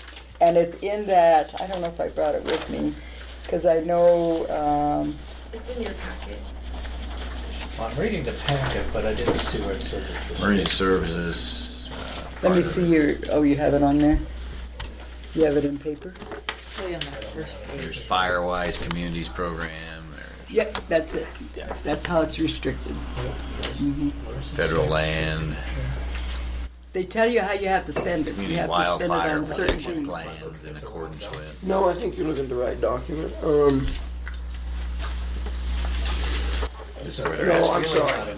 That is not the right document. That was the request from search and rescue. So hold on, I opened the wrong one. There. Or maybe I showed you that one. and Yeah, that's the one I gave you, yep. We've got that one. Yep, that's So how you're it's on the right restricted. one, so. That's what this guy is. Yeah, And when it first So- started out, it wasn't so restricted, but now they've changed it. We're and buying the date popsicles or for something. Title III funds must be obligated to September 2021. Initiated in 2020, so. So we got 48K, you said. That's from previous, and then you carryover. have Was the carried current, over yeah. from before. So $70,602. I see. And both. But it's up to you guys how you want to spend it. And I'm gonna tell you, straight up, Bonuses. I don't, Commission bonus. today, I certainly don't, I'm not well educated enough to be able to even begin that conversation and say, oh, we're gonna do this and this and this and this and this. I'm gonna have to have a little more information, because I don't live in the pit world. And Well, that's a good point, though. You got 70,000 to deal with, and we got a couple hands out. We got to figure out where the priorities go. are. And here's another, this is how you did it in the paper, and this is some paperwork that, how it was spent in the past. Just kind of give you an I like your idea. suggestion of the fire chief and other people being involved. Well, I think that's the real reason Friend Birdie's here today and Search and Rescue, what they're requesting today is they don't want to be excluded from the That's conversation. right. That's right. You know, when I took the job, That's what I like. OEM was sort of, supposed to be getting things going. When we did the CWPP, the one community comment we had was that it should go to fire mitigation. And, and the guidance is clearly, it gives you some other options for needed trainings, especially where federal Yeah. lands are concerned. From your point of view, what's driving the timeline? Is there a big hurry because of X, Y, and Z? What is it? We don't have Well, a, we gotta initiate it by Right, September right. 2020. We know when we have to spend it or try, but is there we don't have. decide what project? We want to work with you guys and try to figure out how we can do this. I mean, tilt money, I understand, dribbles in yearly, maybe every other year, Sometimes whatever. we get a windfall. Sometimes But- it's not funded. Yeah, and work a plan out with you guys, identify projects, let's get a 5-year, a 10-year plan put together, and we'll work with you guys and Plug, figure out what we can address. need for your plug. One of the things you asked specifically, if you've driven down Airport Road, you've seen our property at Point Verde, where the clubhouse is, where you'll notice the large, enormous splash piles that are starting again there. One of the nice things would be, we've had to pay yearly to have that burned by the West Mountain Fire Department, and it's been over $1,000. That would be kind of nice if we could cover that one next year, because now that everybody knows about it, people are really mitigating it. Right. We're doing our part out there. We're really mitigating. And that's a community collection That's, point. it's, Yes, it's sir. a city. We Collection started that about 4 years ago when the dump and some of like Greenleaf and stuff. Sanitary landfill. Yeah, they got filled up and they couldn't accept it anymore. Right. Sanitary landfill, yes. Use the proper term. So we started doing that as a community, and we've been hosting as part of their dues. It costs each owner about $1 a year to get the fire department to burn that. And we've hired them, they come out, burn it, manage it, monitor it. So in that manner, we've been advocating and educating homeowners on, and have accomplished quite a bit of mitigation over the last 3 years around the homes and stuff, so. Yeah, well, I know that Cindy has certainly carried your banner forward in here I will many praise times. this lady, she's been wonderful. And I would guess leadership is going to probably look favorably on shakers and movers and try to help them instead of discourage them. So I think we'll look forward to working with you. We probably need to come out and look and see what's going on out there. And it's hard to grasp all this when you're sitting in this room. And so Other drivers of this, of course, is the fire season. Right. Yeah, it's gonna get dry eventually. On the newer funds coming in, there's a real opportunity to leverage those with state Forest Service grants. I know there's some different commitments over the years, and so the older money, if there's a deadline 2021, great. But say this last deposit of 21,000 or whatever you're looking at, you could probably double that by looking at a furworm grant. You could look at implementing some different things. I think a workshop's appropriate. I think search and rescue's request is completely a legitimate request that needs to be given consideration. They need to be at the table. And Wet Mountain Fire is looking to complete the certified burners course. I would be very hesitant to give anyone who is not a certified burner any money to burn in terms of consideration. I think there's a huge liability there because they are not following state statute in terms of certified burning, and they're working to remediate that, but they're going to have to open task books to get signed off. And so I would just be careful in that regard of whether you chip or burn or how you address that. Okay. Are you done? I was going to ask you if you were done with us. If there's something else you think we need to know. You can come in the office anytime. I have a file about that thick. Yeah. If you have any questions. Do you remember my cousin Vinny? Hey, I'm done with this one. Well, thank you for coming in. I appreciate that. Mr. Taylor, thank you so much. Thank you, ma'am. Thanks for this. She never forgets me. So, I thank you guys for being here, your interest and your work, and I think we will For sitting through such a long. have this continuing dialogue and get the players at the table. Maybe we schedule a workshop. Yep. And sit down and have a big old round table. Okay, good. Appreciate it. Yeah, thanks for coming in, baby. Appreciate it. I know you guys sat here a long time. Hey, Clark. I'm going to sneak out. Okay. Search and Rescue has a board meeting next Wednesday, so that might give time. Third? Don Munden. Yeah. Okay. Fourth. We'll be going. No. So Thank you. Yeah. I didn't have it down. I gotta go also. You only got one thing left. Yeah. I don't, but. Appreciate it, sir. All right, we'll move on, resolution 1905, to budget resolutions. I would move that we rescind the action of approving budget, or resolution 1904, because it was misnumbered. My intent here is to get rid of that one and then reintroduce a motion for 1905. All right, I'll move we rescind that. I made that motion to rescind. Would Well, you you like did to make second it. it? I'll sir? second it. I'm sorry. Been moved and seconded to rescind the action of approving resolution 1904. Discussion? Can we add a date to that or something so that it doesn't, because you approved 1904, then you approved another 1904. Yes, and of course now, don't you know, I can't seem to land my hand on it. Where the May 22nd? Here's this one, is Pardon? different I than what believe you it was got. the May 22nd meeting. Yeah, it was. Was it? What are Okay. you looking for? That's what I'm looking for, yeah. I've got it on my computer as well, but, does that answer your question, ma'am? Yeah, I just wondered if you needed to make that as part of your motion so that you're not, so somebody reading That that was wouldn't approved. think that Right. you were Right. getting rid of Twice. the true 1904 also.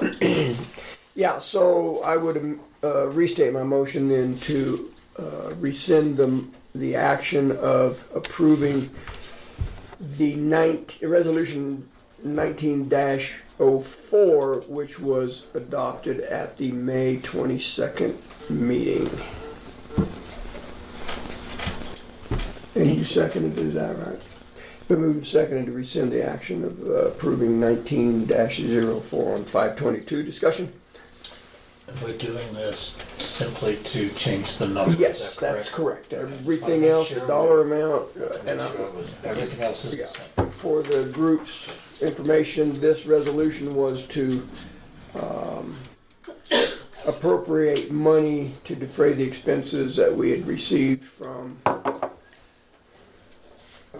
MBOGO Aviation, which is really a portion of the OT6 OT6. ranchers helping us with the airport.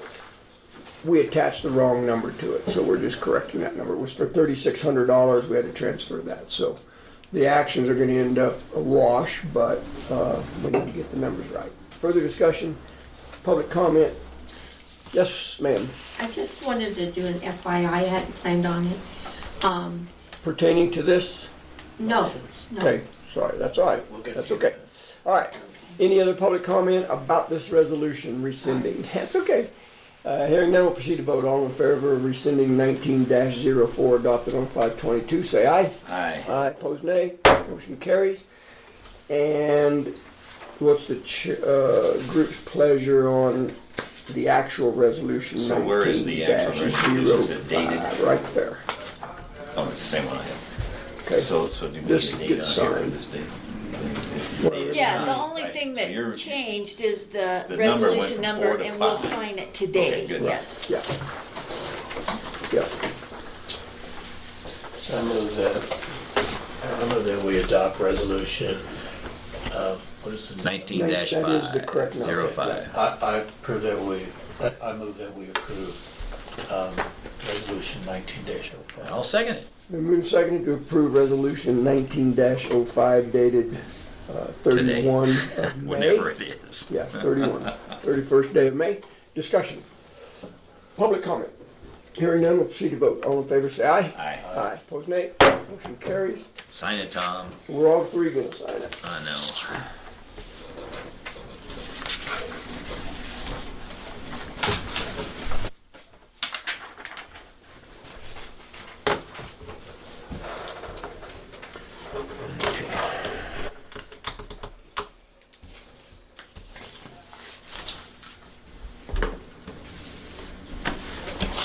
Any further items, gentlemen, to come before the board? Just want to remind you that we have a staff meeting at 1 o'clock. Yes, I will not be in attendance. I understand. Thank you. Neither will I. That's his job. I understand that too. Really fully audience. Just hurry up and get done with your public. And you will attest to that, ma'am, is that correct? Yes. All right, it's going to be Angie's turn pretty soon. Angie, get ready. No, we're not going to do public comment. No, we're not going to have any public That's comment. okay. I No, can email. I'm just. So, public comment is the last item on the agenda. Yes, ma'am, This go is ahead. more just an FYI. Okay. This has to do with Charlie and with the tourism board. You had made the comment regarding Vista Works. I just thought I'd give you a little bit of history because the new tourism board doesn't know the history and their new commissioners don't realize the history. The Vista Works was actually hired by the tourism board in 2017. And part of their contract is to go for grants working with the CTO. So just want to let you know that they're doing part of what they've been contracted to do so. And in the past, the tourism board through the county, but through the tourism board, has done various grants with the CTO. And at that time, it was, again, with various other counties. One of them was with Los Animas, one Orofino, the other Custer. We've probably done 3 or 4 years of that. And then another one was with 4 other counties, Pueblo, Fremont, Los Animas, Orofino, and Custer County. So just to let you know, there is a history there that of working with the CTO, and that it's definitely a good thing. But I know Charlie didn't kind of have an answer there for a little bit, but 2017, VistaWorks isn't new to this board. It's 2017 they were hired. This is just part of the process. In CTO, when it comes to grants, you're more apt to get the grant if you're working with other entities, and that's a key thing. So it's making a different kind of region. So you have a precedence, is what you're saying, to work with other Yes. counties. So yes. Okay, thank you. Yep. Other public comment? I have 3 things, and I will not belabor them because you have another meeting at Take 1. your time, you said here a long time. I think that you guys ought to consider removing Bill Donnelly from Abrar board. I believe he has a conflict of interest because he's on the board for San Isabel. And I'm not sure that he didn't drop the ball considerably in keeping you guys informed of the actions of that board. So I'll just put that down there, and you guys can put that in your pipe and smoke it. The thing I was going to say when San Isabel was here, she mentioned a great deal, an amount of money that she figured was you guys going to 8 meetings. It was an in-kind 15,000 amount. And then you guys suggested that maybe you wouldn't all 3 go, and she said, well, it would be you guys talking to people, blah, blah, blah.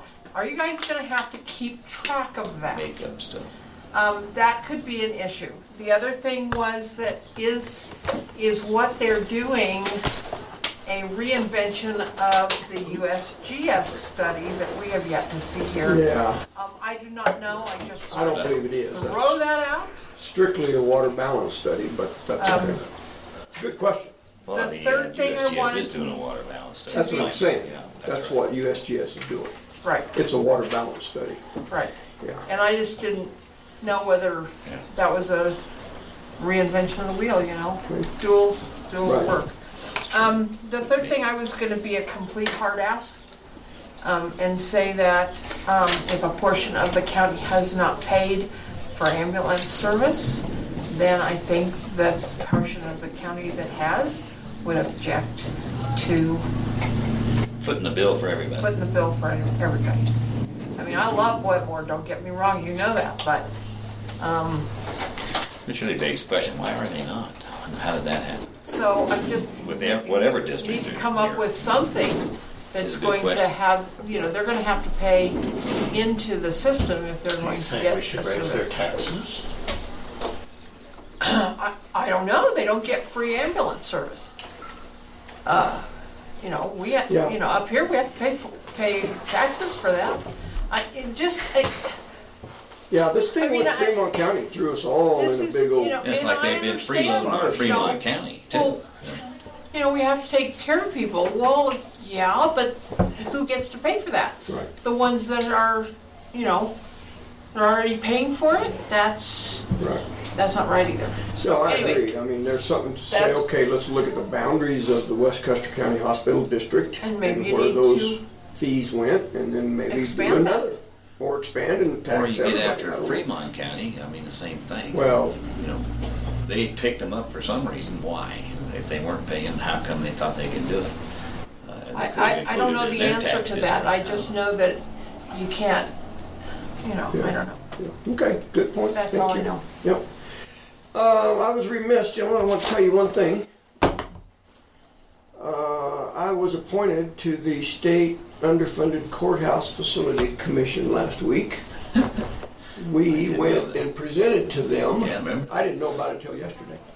we went and presented them when we requested $45,000 from the underfunded courthouse. And if you remember, we did talk a little about, there was a commissioner that was retiring off of that board. Oh, yeah, I remember. And so I submitted a letter of interest and got an email day before yesterday.